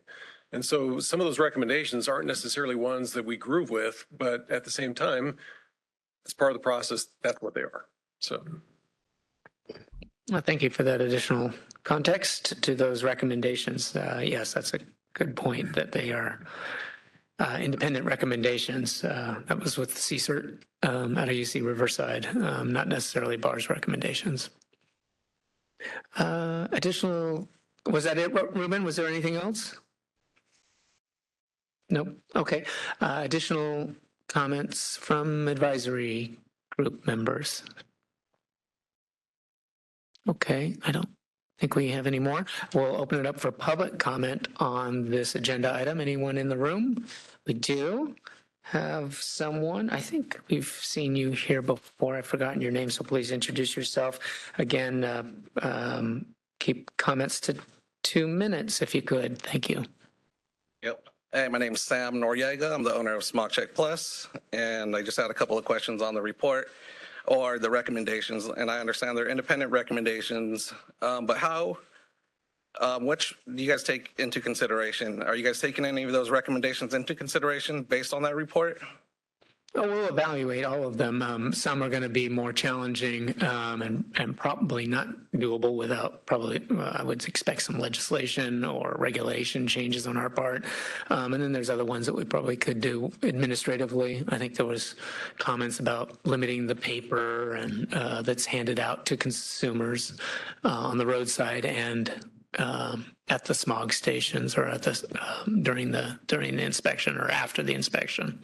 Got it. And then the disparity between the roadside and the smog check stations, it seems like this report, they're able to point out a bunch of other factors that may contribute to that. And so it looks more favorably towards smog shops, that there's not as much fraud as before. Is that the way you guys took that report this time around as well? Yes, it indicates that we have been cracking down on some fraud, and that's been helping. And there's a ton of external factors that they say have contributed to that disparity. It looks like there are other factors, yeah. But fraud is one that we've concentrated on, and we are reducing it. Yeah, I guess as a small shop owner, I hate to see a report come out that's saying a lot of shops are doing fraud, because then it makes us feel like, man, we're getting sent undercovers. They're trying to address fraud, but I don't really think that's happening so much. It's not as much as that report says. I think a lot of the cars that we test, like the older cars, and the disparity could be contributed to, we smog like secondary cars. Like somebody has a Toyota Corolla, it might have 150,000 miles sitting in the garage, comes out every 2 years for a smog check, whereas a roadside is going to wave down a daily driver that's being driven. So I think a good measure would be if you guys have the mileage between the last smog check and the current roadside test to see how much usage has been done. I think that'd be a good factor in that report, something to take into consideration for the future. We do collect that, and one part of it is you saw the recommendations to get repair orders, and that's where that's coming from, is because we're trying to identify why these vehicles are failing again. Yeah, not just fraud. We're trying to figure out, is the repair not effective? Are they doing the wrong repairs to get it through? And right now, we don't have visibility into how these vehicles are getting repaired. Or I guess I don't think that they're failing at a highest rate is for us, because we're testing the whole fleet of old cars that are sitting there that aren't being really used. And so I don't think there's fraud to be seen in that. I just think that it's just the test groups, there's a disparity within the test groups, that's all. And we do try and take that into account. We're not ignoring it, but it's very difficult to find out what that difference is. It's just like one missing piece from that whole report. It's like you guys take the mileage, you take the years, but we're not taking the mileage, the current mileage, minus the last time it was smog checked. If we take that and we look at that number, I think it'd be tallying. Thank you. Thank you. Thank you, Sam. Good to see you again. Additional comments on this agenda item from the public here in the room? Seeing none, moderator, could you open it up for public comment on this agenda item on the virtual remote attendee platform?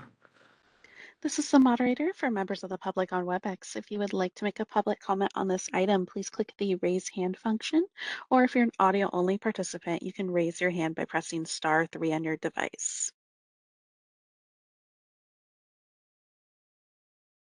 All right, and it appears there are no requests for public comment at this time. Okay, thank you. Let's close this agenda item out. John, great job. Good questions and comments on this. We'll close this out. I guess we'll see you again next July. If not sooner, I don't know. We'll find an opportunity to bring you back sooner if we can. Okay, we are scheduled for our 15-minute break. We'll be due back, let's see, it's 11:22 right now. We'll be due back at 11:37, is that right? Yeah. Yeah. Hey, I'm not so good at math. All right, we'll see you in 15 minutes. Thank you.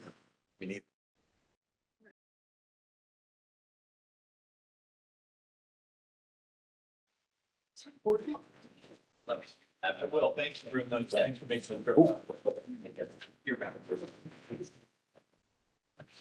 Okay, our next presentation it sounds very similar. It is probably very much tied to the previous presentation. This one's called the Smog Check Program Evaluation Update. And here to present on that is our Deputy Chief, Clay Leake, from the Bar Executive Office. Hello, Clay. Hello, good morning. Good morning. Yeah, thanks for the opportunity to talk a little bit more about our Smog Check Program evaluation and some of the processes. We kind of followed John's presentation on purpose. A lot of the background around the SCPR I think we've kind of covered. So I will skip to kind of more of the focus in terms of how we're looking to improve our evaluation of the Smog Check program and some of the additional data that we are looking to collect moving forward. Yeah, let's dive in. Perfect, thank you. So as John mentioned in his presentation, we are required to report on the performance of the Smog Check program. We do this in cooperation with the California Air Resources Board. We do share these analyses with the public in the form of our Smog Check Performance Report, or the SCPR, which we publish every 2 years now. Previously, we published that report every year, as mentioned. 2 years is a much more effective cycle because it aligns with the biennial smog check requirements. So one of the key inputs to this report, again, as John mentioned, is data that we collect through the Roadside Emissions Survey Program. As we compare that data to what we capture as part of the smog check data we capture in stations, that becomes kind of the key to evaluating the program, one of the keys. Next slide, please. So in terms of an introduction, we are looking to update our roadside emission survey data collection equipment to include an automated license plate reader, or an ALPR. This ALPR data will be used in summary to help us characterize the fleet. Some of the conversation following John's presentation I really appreciated in terms of, comparing the roadside fleet with the fleet that's getting regular smog checks is difficult, and we do a lot, including collecting mileage, but we do a lot to kind of compare those samples as apples to apples as we can to come up with meaningful conclusions in terms of the performance of the program. So this data will help us continue to characterize those samples and make sure we're measuring apples to apples as much as we can. Next slide, please. So real quick, for those not familiar with ALPR, or automated license plate reader technology, it's simply a mobile or fixed camera that photographs a vehicle's license plate as it's passing through a lane or a location. There is optical character recognition, or OCR software that converts that image, and we capture it. So typical uses, I'm sure a lot of folks are familiar with fast track, electronic toll collection, HOV lanes. These cameras can be used for enforcement of traffic laws and traffic control. Also, automated emissions testing is done in some jurisdictions. We don't do it here in California, but clean screening or dirty screening. Clean screening being a process where the emissions are measured from a vehicle, and the ALPR reads the license plate, and the consumer gets a passing smog check certificate in the mail. It's not a smog check in other jurisdictions, but if it was in place in California. And dirty screening being the opposite. You drive through a location, your emissions are measured, and you're not passing, and you get a certificate in the mail that says you need to go get your vehicle repaired because you failed the dirty screening. Next slide, please. A lot of requirements around the collection of this data for a very good reason. Our policy aligns with all legal requirements, including the civil code sections listed above. We do not plan on merging ALPR data with any personally identifiable information that would be included in the DMV database. And our policy is available on our website to be viewed by the public. Next slide, please. What are we planning to do with this data? As I kind of mentioned at a high level, we believe this data will allow us to come to some more meaningful conclusions with regard to the smog check performance report, including an assessment of model year distribution of the fleet around each site, help us to determine whether the vehicles being tested at a specific location are an accurate representation of that population of vehicles in that area, help us look at specific site patterns that potentially could lead us to look at different vehicle selection processes and also different site locations to obtain a more representative sample. Next slide, please. Next, an estimate of the motive power breakdown of the fleet. So again, having that license plate data will allow us to look at what vehicles are coming through the lane and hopefully come to some more meaningful conclusions. Additionally, an assessment of the percentage of unregistered vehicles in operation within kind of specific areas where our lanes are established. Again, looking to compare those samples as accurately as we possibly can. Next slide, please. And finally, the impact of cross traffic, meaning vehicles that are registered in basic and potentially we're seeing at the roadside in enhanced or vice versa, will help us evaluate that sample and look at it more objectively. Next slide.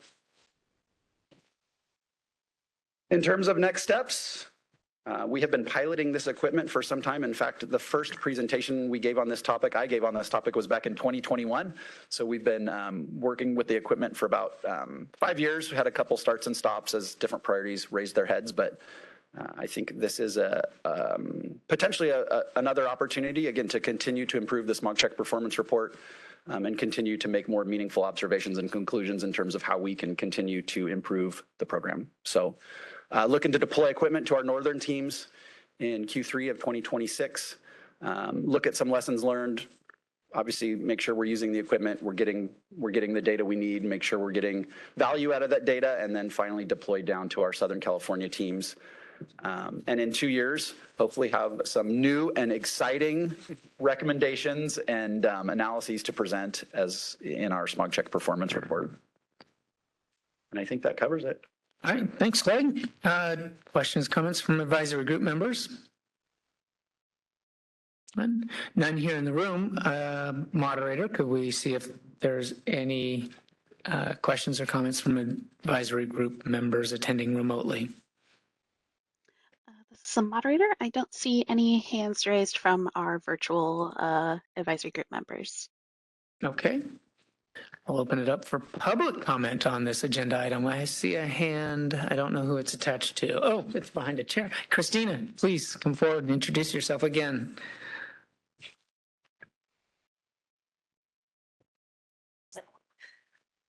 Is this thing on? Yes. Hi, Christina Kubrin, 352 Innovation. So my question is more in terms of if you have a vehicle registered in a county that only requires smog check when it is sold or changes ownership, but you're visiting SoCal for, a week or something, you get picked up by one of those scanners, are you going to get in trouble for something or? Absolutely not. We're not tracing this data back to any individual or absolutely not. That was pretty much the extent of my question. So thank you very much. Yeah, the bullet around not matching it back to PI, private information or individuals, that's not part of this process. This is purely for program evaluation purposes. Okay, that's what I thought. I just wanted to come up and clarify. So thank you very much for that. I appreciate it. Absolutely. Thank you. Thanks, Christina, for the question to get further clarification on that point. Additional comments from the public? Not seeing anyone else in the room. Can we open it up on the WebEx platform, moderator, for public comment on this agenda item? This is the moderator for members of the public on WebEx. If you would like to make a public comment on this item, please click the raise hand icon, or if you're an audio only participant, you can raise your hand by pressing *3 on your device.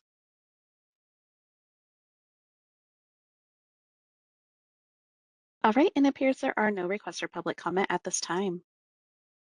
All right. Thank you very much. Thank you. Short and sweet there. Good job. Yep. Good job. Let's see. Our next presentation, and we've done this a number of times over the last few years. Bar case study, Bill Thomas with the Bar Executive Office. Bar is one of our 3 deputy chiefs, as I introduced him earlier today. What's that? Coffee with Bill. Oh, yeah, coffee with Bill. Well, that's a big tub. Yeah. I think he brought his bobblehead too, but it broke. Unfortunate accident on the way in. Someone in the staff made this for him, I believe. Yes. They chopped you off at the knees there, though. Yeah. Bobblehead Bill was supposed to join me today. However, I dropped him on the way in. It's kind of ironic. I just underwent knee replacement surgery, but only on the right side. So I guess but someone's anticipating your left knee also, I guess. Yeah. I don't know, but yeah, so I'll have to handle all the responses because Bobblehead Bill won't be able to say yes or no.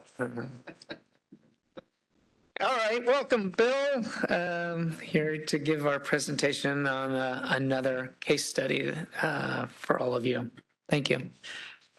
Thank you, Pat, and thank you, advisory group, for suggestions that we continue this bobblehead Bill. Sorry, this coffee with Bill. I enjoy these presentations. I think we gain a lot of information back and forth, and thank you for having me here today.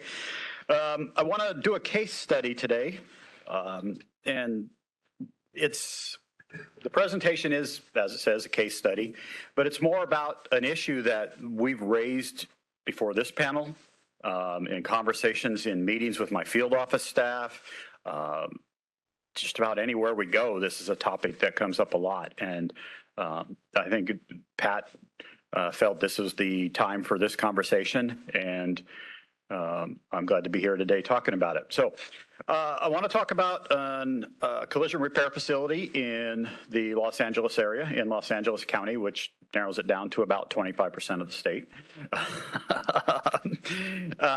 On April 21st, 2025, we issued an ARD, an automotive repair dealer registration, to a collision repair shop in Los Angeles owned by a limited liability company. As required, the applicant provided a physical address for the repair facility.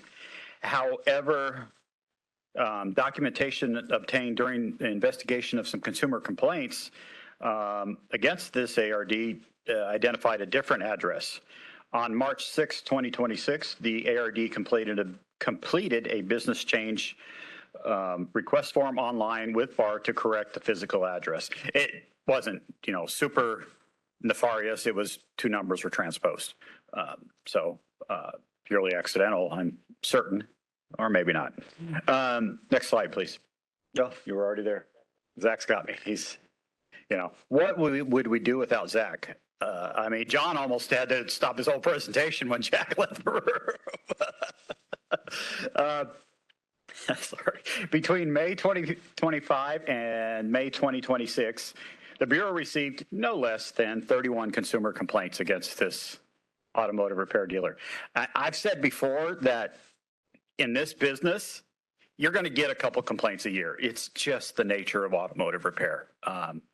I'm more concerned about an ARD that never receives a complaint. I'm second most concerned about, most concerned about the ARD that receives 31 complaints in 1 year. Nearly all complaints focused on allegations of fraudulent and exorbitant fees related to towing and storage. That's a hot topic. In most, if not all of the complaints, the ARD declined to offer any resolution to the consumer, despite, in most cases, BAR making a recommendation of a refund. Our complaint investigation focus, and boy, Pat and I have been saying this a lot to a lot of inquiries lately. Our complaint investigation focus is always on an attempt to resolve the dispute. We're a neutral third-party mediator, if you want to call it. There's this significant investigative aspect to it, but we put enforcement aside to try and resolve the dispute first. So we attempted to resolve the dispute between the parties. If we are unable to obtain such a resolution, it is closed and the information gathered is preserved for a potential future investigation. And unfortunately, if it's not resolved, the parties would have to seek civil remedies. And that's for other issues. Next, already there. Based on the allegations identified during the complaint investigations, BAR opened a formal investigation into the business practices. Our investigator reviewed the evidence from each complaint available at the time of the investigation, and then contacted the consumers to discuss the repair transactions and inquire as to whether they would be willing to sign a declaration detailing their experiences with the ARD. If they sign a declaration, they're committing to be a witness at an administrative hearing, should that happen, essentially. The investigator identified 5 consumers willing to be witnesses and conducted detailed interviews. We also went back out to the automotive repair dealer, and a separate investigator, as part of the complaint investigation, had spoke with the ARD, but this investigator went back to ask more poignant and specific questions in an interviews with the ARD's management to obtain their version of the repair transactions. There's always 2 sides to the story. The investigation confirmed violations of the Automotive Repair Act, Business and Professions Code, BPC, Section 9884.7A4, fraud, BPC 9884.7A1, untrue or misleading statements, BPC Section 9884.7A8, false promises to induce a sale, BPC 9884.7A3, failure to provide the consumer with a copy of a signed document. BPC 9884.7E4, intentional failure to disclose a material fact.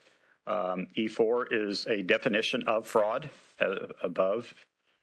That was added in very recent legislation, I think our last sunset bill, as a matter of fact. And then finally, BPC 9884.8, failure to provide a final invoice. Bill, can I jump in real quickly? I meant to catch you before we went away from the last slide. Presentation's going great. I think it's important to explain why we put repair transactions in quotes. Oh, okay. No, I do know what it is. So it is their version of the repair transactions. Yeah, I was the one that put the quotation marks there. These repair transactions were bandit tow and storage, the common problem that's in Los Angeles County. Not actual repair transactions. I was going to get there. Oh, okay, okay. The vehicle showed up, a tow truck, a collision occurred. In every one of these cases, a collision occurred and a tow truck showed up and offered to tow it to this repair facility. And the consumer was then called in shortly thereafter, or when the consumer figured out where their vehicle was, went in to inquire as to the status, and we're talking within a day or two. And there was a notice, the consumers were asked to sign a notice of fees and a request for an estimate or an inspection and several other things. But and technically speaking, under Bureau laws and regulations, because it said to provide an estimate, the ARD committed to inspecting the vehicle and providing an estimate to repair the damage to the vehicle, but nothing ever occurred. But they created a document that implied a repair transaction, so that's why it was in quotation marks. These were the, I asked the investigator, is this one of those facilities that lacks the ability to even perform a repair? In his interviews with the facility says, yes, we do perform repairs. They may sublet. We weren't allowed into the repair portion of the facility to inspect and see if they were capable of performing repairs. But this is one that, Jack, I think you and I have had conversations about this, that it appears they were more established to gain exorbitant storage fees, but the way they were doing their repair work, their paperwork falls under the Bureau's definition of a repair transaction, but I don't think any of us would really call it such. Really appreciate you doing that, because I think that's an important reason why we're doing this presentation and some of the problems we're seeing. Yes. Please proceed. Thank you. Okay. Interim suspension order proceeding. So the Bureau, pursuant to Business and Professions Code Section 494, which actually applies to all DCA entities,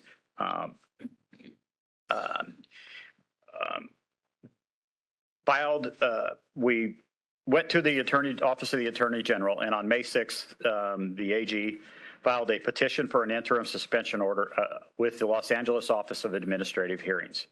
ISOs are reserved for the most egregious cases to immediately suspend the registration and/or license of an ARD causing significant harm to the public. And that's one of the tests.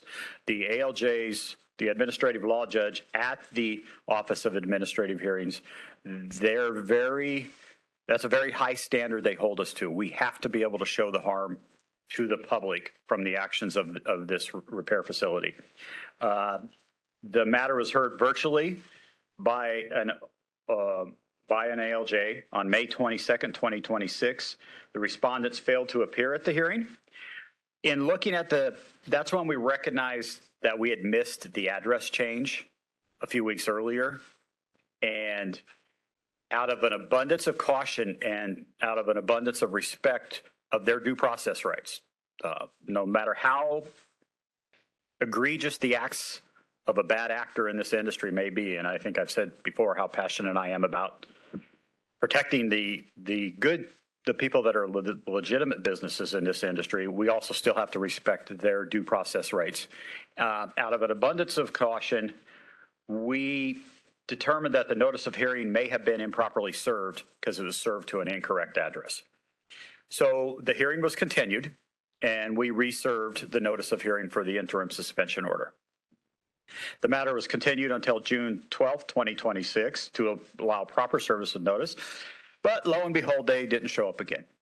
This time our sympathies were gone. On June 19th, so we presented all of our evidence. They presented nothing. The ALJ issued an order granting the petition for interim suspension order.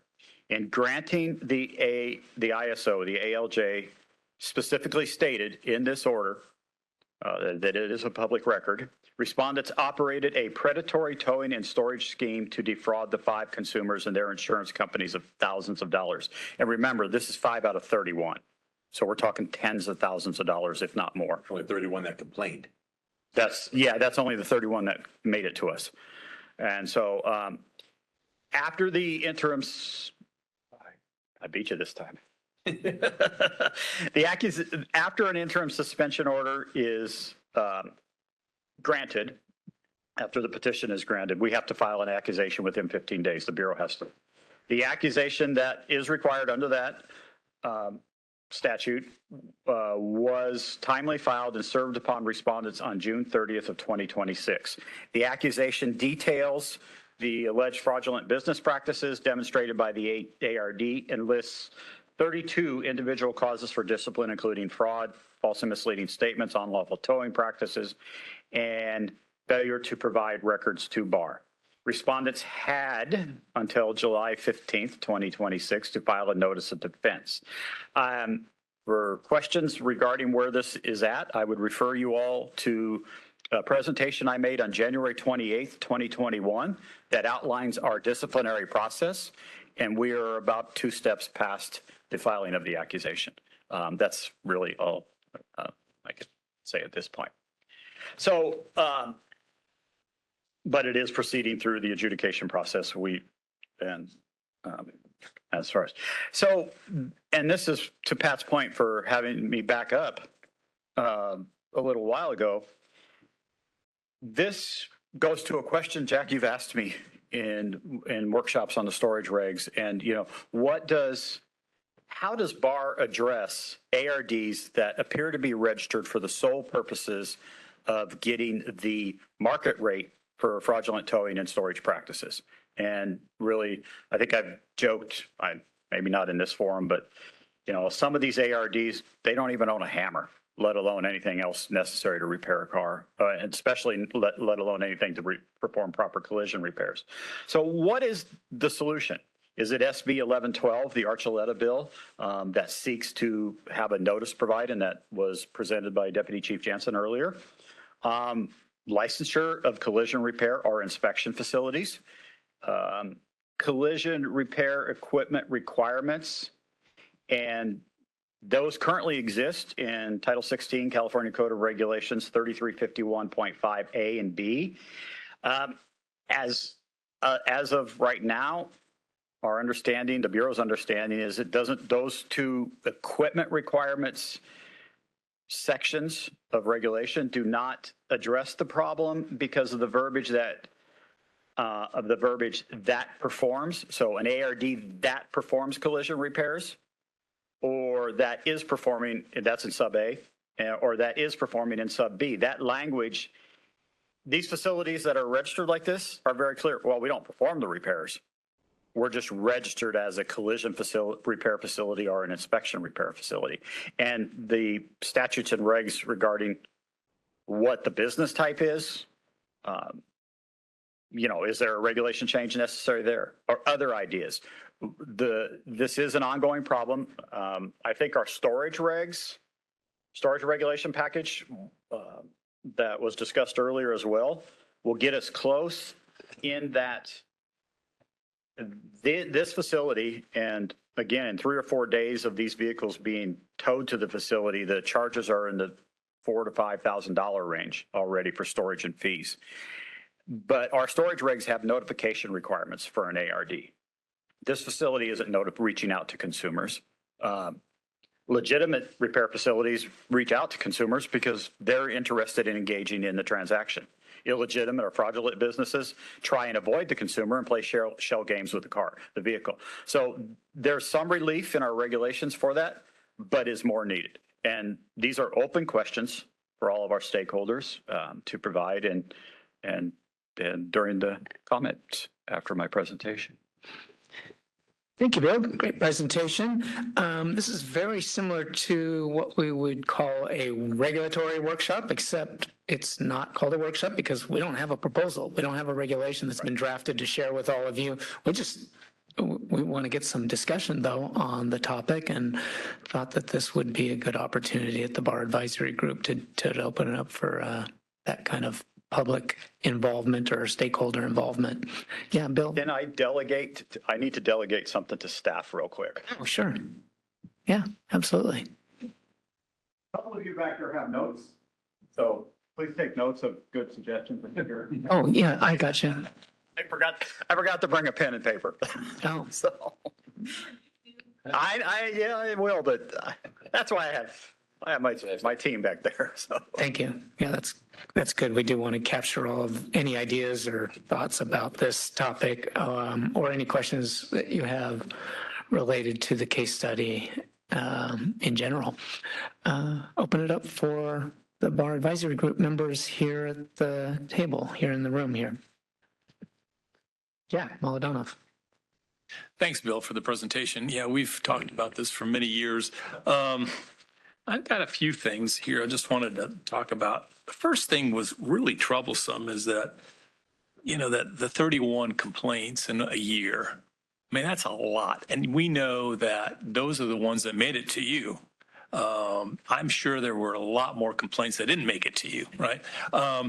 And I was thinking 31, that's like not quite 3 a month. But at some point, when does the BAR say, hey, there's a problem here?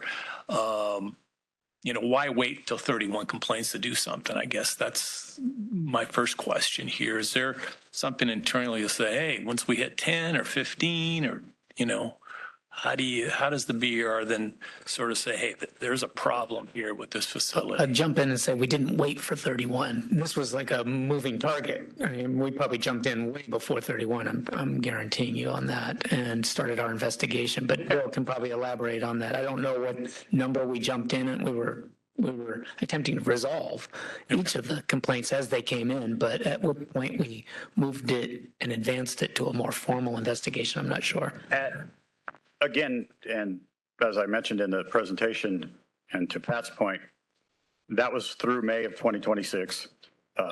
The investigation, I'm not going to respectfully not discuss how we target and what motivates us to open an investigation. That's privileged information that I don't really want to share with potential bad actors out there. But I will say that the investigation was begun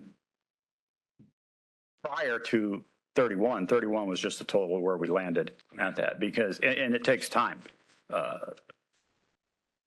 don't have the exact date in front of me, but I'm fairly certain it was at the begining of this year. Okay. Very early on. The way it read here looked like you waited until 31. That's why I just wanted to clarify that. Yeah, it's, if an ARD only gets 30 complaints in a year, they're solid 31, then we take a look at it. 2.5 per month is okay, but 2.6 per month, nope. The one thing that stands out, other than calling themselves a collision repair facility of some kind, these folks are clearly in the business of towing and storage. I mean, they weren't in the business of repairing vehicles, diagnosing vehicles. I think, after, you see this is pretty clear. And I think that's one of the issues that somehow we need to distinguish between folks that call themselves, collision repair or auto repair, but their business is primarily towing and storage, right? Because the legitimate good guys that, repair vehicles in the collision repair industry spend hundreds of thousands of dollars, in terms of equipment and training and personnel And their primary business is to repair vehicles. They do store vehicles, and that's ancillary, but that's not their primary business. They don't make their money, primarily, in storage. So somehow we need to distinguish in terms of fixes. I know you're looking for ideas, but, one of the things that we may have talked about, or I know I've talked about it, is simply defining, what, a facility, distinguishing between these towing and repair, towing and storage facilities versus, the repair facility. So, one of the things we did and it was mentioned earlier, was the glass bill, SB 988. That was definition of what a glass shop was very general. And so we defined it as you're primarily doing glass work or windshield work. And maybe as simply as just define whether it has to be done in regulation or not. But, if you're primarily doing, repairs and collision repair, defining what a collision repair facility, a little better definition, I guess, and distinguishing, the towing and storage folks that they may do they may have some equipment, and maybe, like you said, they're doing some subletting but you can definitely tell that's not what they do. I mean, it's just a sham, right? And I think these consumers who were involved in this were fortunate that this facility was register with BAR, because I'll tell you, most of them are not. And when I get a call from a consumer and says, hey, I can't find my car's here, the first thing I say, are they registered with BAR? Because they can file a complaint and go in immediately, and help them out. If they're not registered, they're done. I mean, there's not much they can do. The district attorney won't take it. And as we know, towing facilities are not registered or licensed with any state agency. It's sort of an unregulated, but they're sort of kind of falling into the ARD, as you mentioned, because they get higher rates, reasonable rates. So that's why they're coming in. So I think one of the solutions, or at least one of the ideas, is clarity in terms of definitions. And I don't know how you feel about that, but I really do think that's important, because we're mixing, you're calling a collision repair facility, clearly whatever these guys were not a collision repair facility other than the name. So anyway, one of the ideas is just a definition of doing that. So I'm really glad that you guys, that took action on this. And I think this was important in a case, because I know that this information was presented to Senator Archuleta's office, who's doing, SB 1112, letting them know what BR does in terms of, automotive repair dealers, if they're doing, any kind of, bandit tows. But this is a serious problem. I know it's primarily down in Southern California, and it really needs to be addressed. And it probably is going to need some sort of legislation to deal with the bandit tow issue. And I know some of the consumer groups are looking at doing some legislation next year as well, but it is a big issue that needs to be addressed. But in terms of what the BAR is doing, I'd like to distinguish the good guys that are doing legitimate work from, these fraudulent people that are not somehow. So those are my thoughts and comments. Thank you. Thank you. Good comments. Thank you very much. And Dave Pusa. Thanks, Pat. So I think, clearly, I think Archuleta will help in this. So, to be a licensed, smog check repair or vehicle safety inspection, we have a prescribed list of equipment that you have the ability to inspect and ensure is actually there. You had mentioned that, you wanted to see the collision repair, but you couldn't, right? Because could we create a regulation or build out a regulation that if you're going to call yourself a collision repair shop or a mechanical repair shop, you better, I don't want to have a list of things I must have, but clearly a paint booth and, maybe an alignment rack, things like that, that a generally accepted list of equipment that a collision shop would have, right? And we need the ability to inspect, right? So when someone says, I want to be a collision repair shop, here's my registration, you can go, okay, and go on out and go, yep, you are a collision repair shop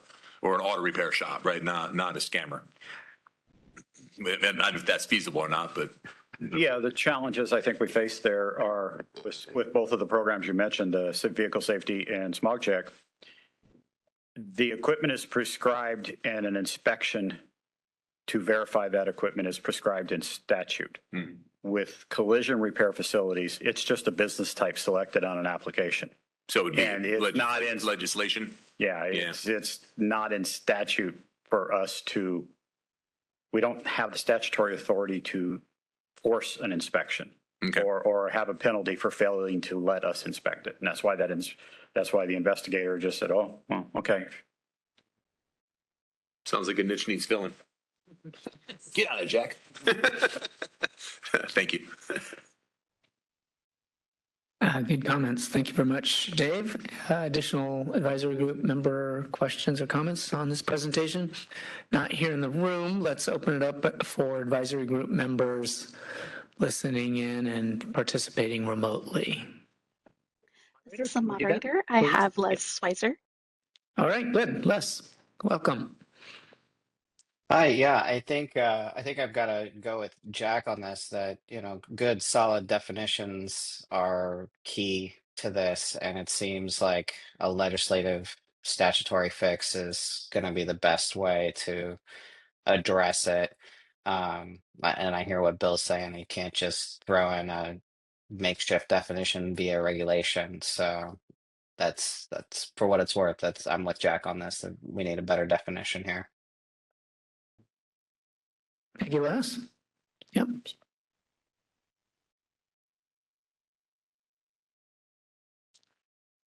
This is the moderator. Appears there are no further requests from the advisory group members. Okay.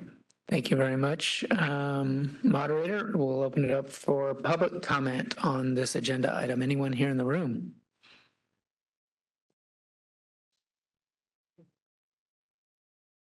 Seeing none, we'll open it up for public comment on the WebEx platform. Moderator, please open it up for public comment. This is the moderator for members of the public on WebEx. If you would like to make a public comment on this item, please click the raise hand icon. Or if you're an audio only participant, you can raise your hand by pressing *3 on your device. And it looks like I do have a request from Greg M. Kelly. Greg, you'll be given 2 minutes to speak and a 30-second warning. Please click the unmute me button when the prompt appears on your device.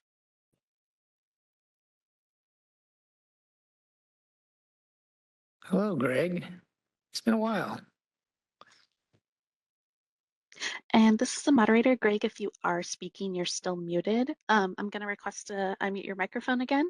Please click the unmute me when the prompt appears on your device.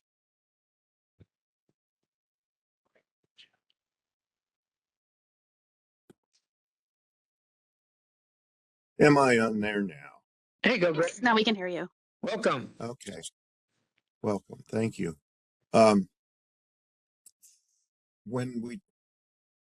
When the conversation went to licensing for a tow and storage lot, the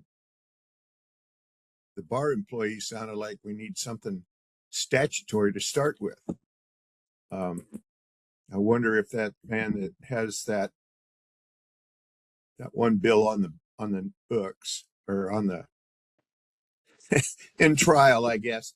I don't remember stuff. I'm older than all of you, but there's a senator that is, there's a bill out there that's somewhere in the process. I wonder if they could add something statutory that would enable, be page 1 of a way to enable. Here's a body shop. This guy's storage and towing. And if towing isn't touched at all, if they're wild and woolly, like Pat said, can we just make new designations, or do they all need to be statutory? And that's all I got to say. Thank you, Greg. I don't know if that answers the question. I mean, we'll have to look into it and see what could be done regulatorily speaking versus statutory requirements. I will point out that we have our sunset review that it will be coming up next year, and there is the opportunity for legislative changes to improve the operations of the Bureau. So this is really timely for anything that might be on this issue to be addressed in that process. So we'll be working on the report. We are working on the report, have been for a couple months now, and it is due to the legislature in January of 2027, right after the new year. And then shortly thereafter, sometime late February, early March, will be hearings before the legislature. In the report, I suspect we will be addressing this issue and presenting it to the legislature.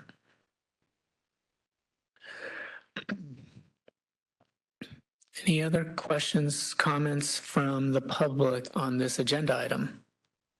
This is the moderator. It appears there are no further requests for public comment at this time. Okay. Circling back, no, not seeing anyone else. Not too bad. Pretty good. But we'll be looking at more of this issue and certainly keep apprised of the case. As Bill said, it's somewhere in the process, but we can't comment on any more than we have at this point. But stay tuned. I'm sure there'll be some more public information about all the details on that coming forward before too long. Yeah. Thanks, Bill. Very near future. Thank you, Pat. Thanks, Bill. Thanks, everybody. You can fix your bobbleheads. Yeah, let's get some super glue.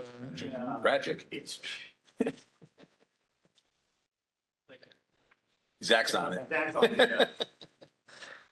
All right, our next agenda item, I don't think is a presentation. Yep. It's the handouts that were already made available when we posted the agenda. And as we usually do, we provide quarterly updated information on enforcement statistics and licensing statistics for the Bureau. Those have been available since the posting of this agenda. Are there any comments? We'll combine them. I won't take them separately because they're virtually the same thing, just two different areas, enforcement and licensing. Any questions or comments about the handouts? Okay, Dave. Thank you, Jack. Pat, sorry, Jack's over there. In the first table, the population by license type, ARD 35,390, can we differentiate that from collision repair and mechanical repair? Is it, can we or should we? I mean, I think we should, but can we? I'll take a look at that. An ARD has the ability to present, when they're filling out an application, identify themselves, their primary and secondary business type. And I guess we could draw some conclusions about, based on what they have marked, whether they're mechanical or collision. Thank you. Maybe we'll put a footnote just to say this is an estimate, or something along those lines, not necessarily may not be completely accurate, but our best guess. I do know there was a comment or a question related to the failure rate on some of our exams. We were looking to have a presentation at this meeting, but we were unable to get that accomplished with our presenters at the Department of Consumer Affairs with the what are they called? Occupation Professional Examination Services, OPS. I just know them as OPS, but the Exam Services Unit here at the Department of Consumer Affairs, which supports all of the boards and bureaus under the Department of Consumer Affairs and their examination requirements. We were looking to have them come here and present and talk about the process and how we involve subject matter experts in the development of our exam questions. That we'll look to do that at our October meeting. Any other comments from the advisory group here on this agenda item? Moderator, could we ask the advisory group members attending remotely if there are any questions or comments on the agenda items 8 and 9, the two reports? This is the moderator. I don't see any hands raised from our online advisory group members. And for the name of that office, they are the Office of Professional Examination Services. Oh, thank you very much for You're welcome. giving me. I knew I had part of it right, but not all of the acronym correct. The O I missed for sure. Thank you, Sarah. We'll open it up for public comment on agenda items 8 and 9, the two updates on our enforcement statistics and licensing statistics. Any public comment here in the room? Moderator, you could open it up for public comment on 8 and 9, agenda items 8 and 9. This is the moderator for members of the public on WebEx. If you would like to make a public comment on agenda items 8 and 9, please click the raise hand icon, or if you're an audio only participant, you can raise your hand by pressing *3 on your device. All right, and I do not see any requests for public comment at this time. Okay, thank you very much. We'll close those two agenda items out and open it up now for agenda item number 10, public comment on items that were not on the agenda. Anyone here in the room? Dave, you're a member of the public and an advisory group member, so please, yes, jump in. Two roles. So question that we can get answered later, but our association is currently working with the publicly available downloadable list of ARDs, which shows has license number and business information. So the question is, how often is that list updated? Available, and available? Is it monthly, quarterly, yearly, whatever it might be? And secondly, it doesn't include phones, emails, website, contact information. So is that information publicly available? And if not, could it be? So we can get that answer. Not today if you don't have it. I don't know the answer to the first question. I know it doesn't include, what'd you ask, phone numbers? Yeah, phone number, website, it's the phone number and emails? Email, yeah, phone number, email, website, yeah, contact. And there may be reasons for that. I know we have dealt with a couple of Public Records Act requests on that and have had to respond with two different, directing the requester both to the place you mentioned, the list of all the ARDs and I guess addresses and such, which is available on the Department of Consumer Affairs website, and then separately direct them to where they can get phone numbers. And we just did one that was responded to yesterday on that. It might have been one of your members. Could have been, yeah.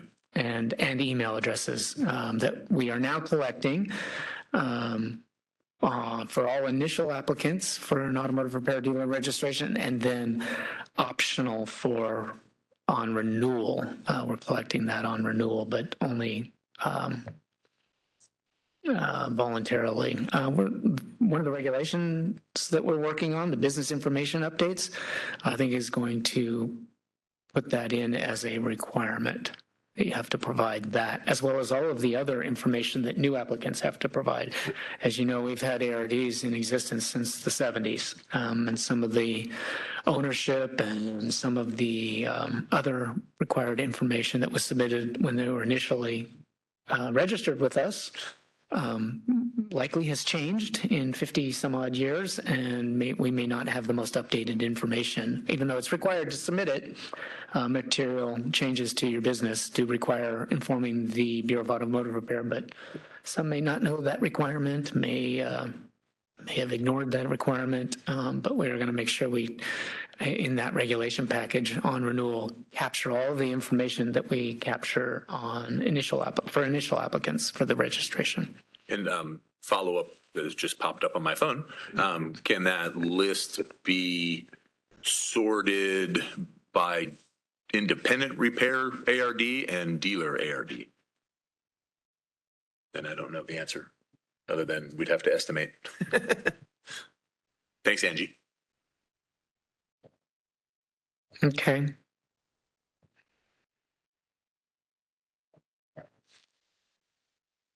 Thank you for those questions. We'll look into that. Yep. And we will get back to you. Other questions or comments or announcements for items that were not on the agenda today? Oh, Christina, sorry. I'm blocked partially by a chair here, so I see a few fingers, maybe a little bit of your wrist, but. Okay, thank you. Christina Cooper, 352 Innovation.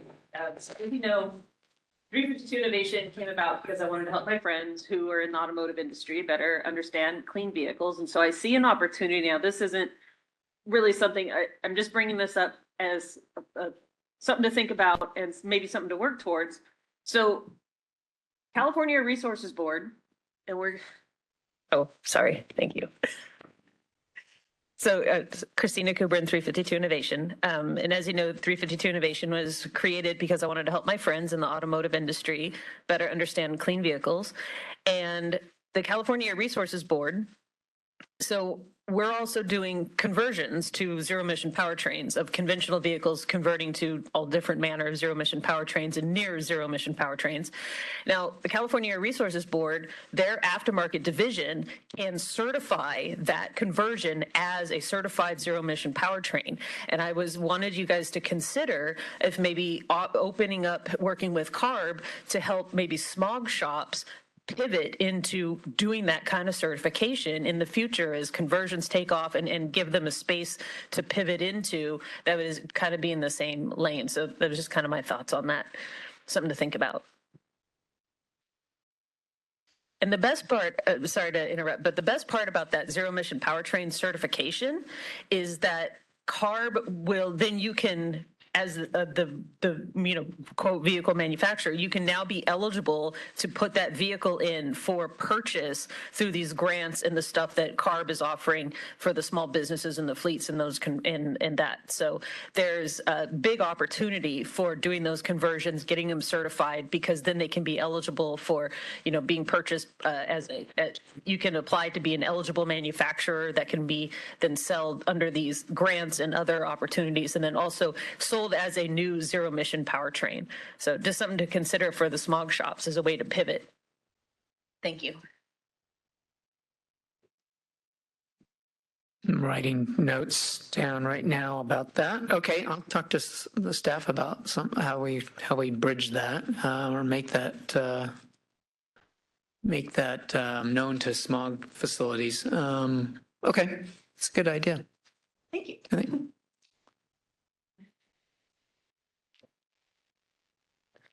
Additional comments that were not on topics that were not included on the agenda today?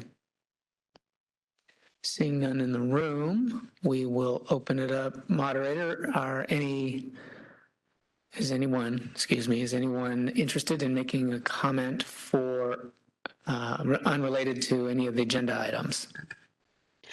We have a request from Bud Rice. All right, Bud. Hey, okay, so a couple of things. First off, Dave, Jack and I have been chasing Pat around for quite a while about this email listing stuff, and I actually did get a response on July 14th from the PRA that actually gave me a listing. It's about 3,800 names and email addresses and that kind of stuff. Let me see if I can't forward that over to you so you can kind of look at it a little bit. I have a similar comment as to how often can we refresh it. I think that's what they had at that moment. And like you're saying, if there's 38,000, or some number like that, and I'm at 3,800 in terms of what I got, they probably don't have a bunch of it yet. But I think over time, as we keep going here, I think it'll get better and better. And like you, I think it's a great way for at least for you to be able to reach out and say hi to a shop, and then they can either decide they want to keep talking to you or not talk to you. But I think it's a great way for at least to start a conversation with a lot of people that are in our industry. So that's kind of what we were looking to do as well. So I just wanted to make that comment. Second comment I wanted to make is most of the time, as many of you may know, I try my best to get there in person. And and I had some health issues and that kind of stuff. So that's why I'm in recovery mode. So I'm trying to get feet back on the ground a little bit. But as I'm looking at being on this Zoom call, I look at Ruben and he looks like he's a secret agent, man. I mean, he looks good, and then I see Jack, he's got the flowing hair, and I'm going, man, he looks good online. And Pat, you look like you got another 15 years in you. And I look at myself and I got a growing forehead, like I got more brain or something's happening, but I got a bigger and bigger forehead, and it just doesn't look. I got to get back in person again because me looking online here is not good. But it's better filter. I was going to say, you should see Jack in person today. And thank you all for the stuff today. It was a great day today, in my opinion. Thank you, Bud, for joining us. And we're sorry you couldn't be here in person. I hope you're recovering and will be able to join us at the next meeting in October. There was a question or a point that I wanted to get back to. I knew I'd lose my train of thought. It was on the emails.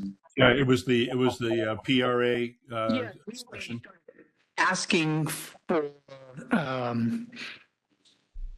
emails, well, all new applicants for an automotive repair dealer registration are required to, and then we started adding that to the renewal process for all of our long-term or long-standing automotive repair dealers.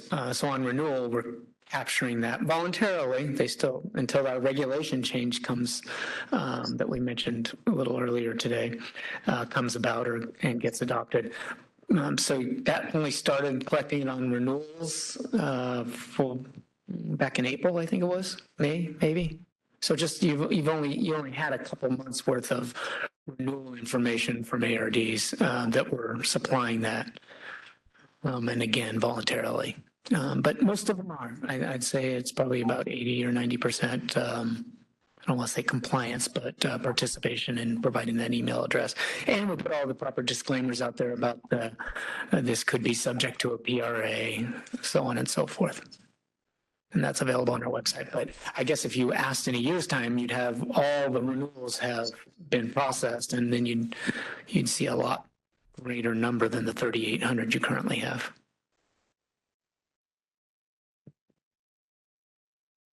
Additional questions, comments for any items that were not on today's agenda? This is the moderator. We have a comment from Ruben Para. Hi, I just want to echo Bud's comments. Yeah, I really wanted to be up there myself. I also have had some few medical issues. I did one better though. I forwarded a letter from my doctor, Bud. So I got a better excuse than you. Now, anyways, yeah, I really look forward to seeing you guys. Nothing like being there in person. Hopefully, God willing, everything goes right, and we'll see you guys in October. Thanks for a great meeting. I thought you were going to thank you for that. No, I hope you're. His compliment? I was going to say you can't appear here in person if you're going to be a secret agent. I think it makes sense that you attend remotely. Okay, I see. All right. Thanks. Thank you very much for that. Any other items to discuss that were not on the agenda? Okay, we'll close agenda item number 10 out. And our next agenda item is an announcement. Our next Bar Advisory Group meeting will be on Thursday, October 22nd, 2026. It is supposed to be in this room? Yes. Supposed to be in this room. I do want to point out we did our website did indicate that today's meeting was across the way at headquarters 1. I don't know how that happened.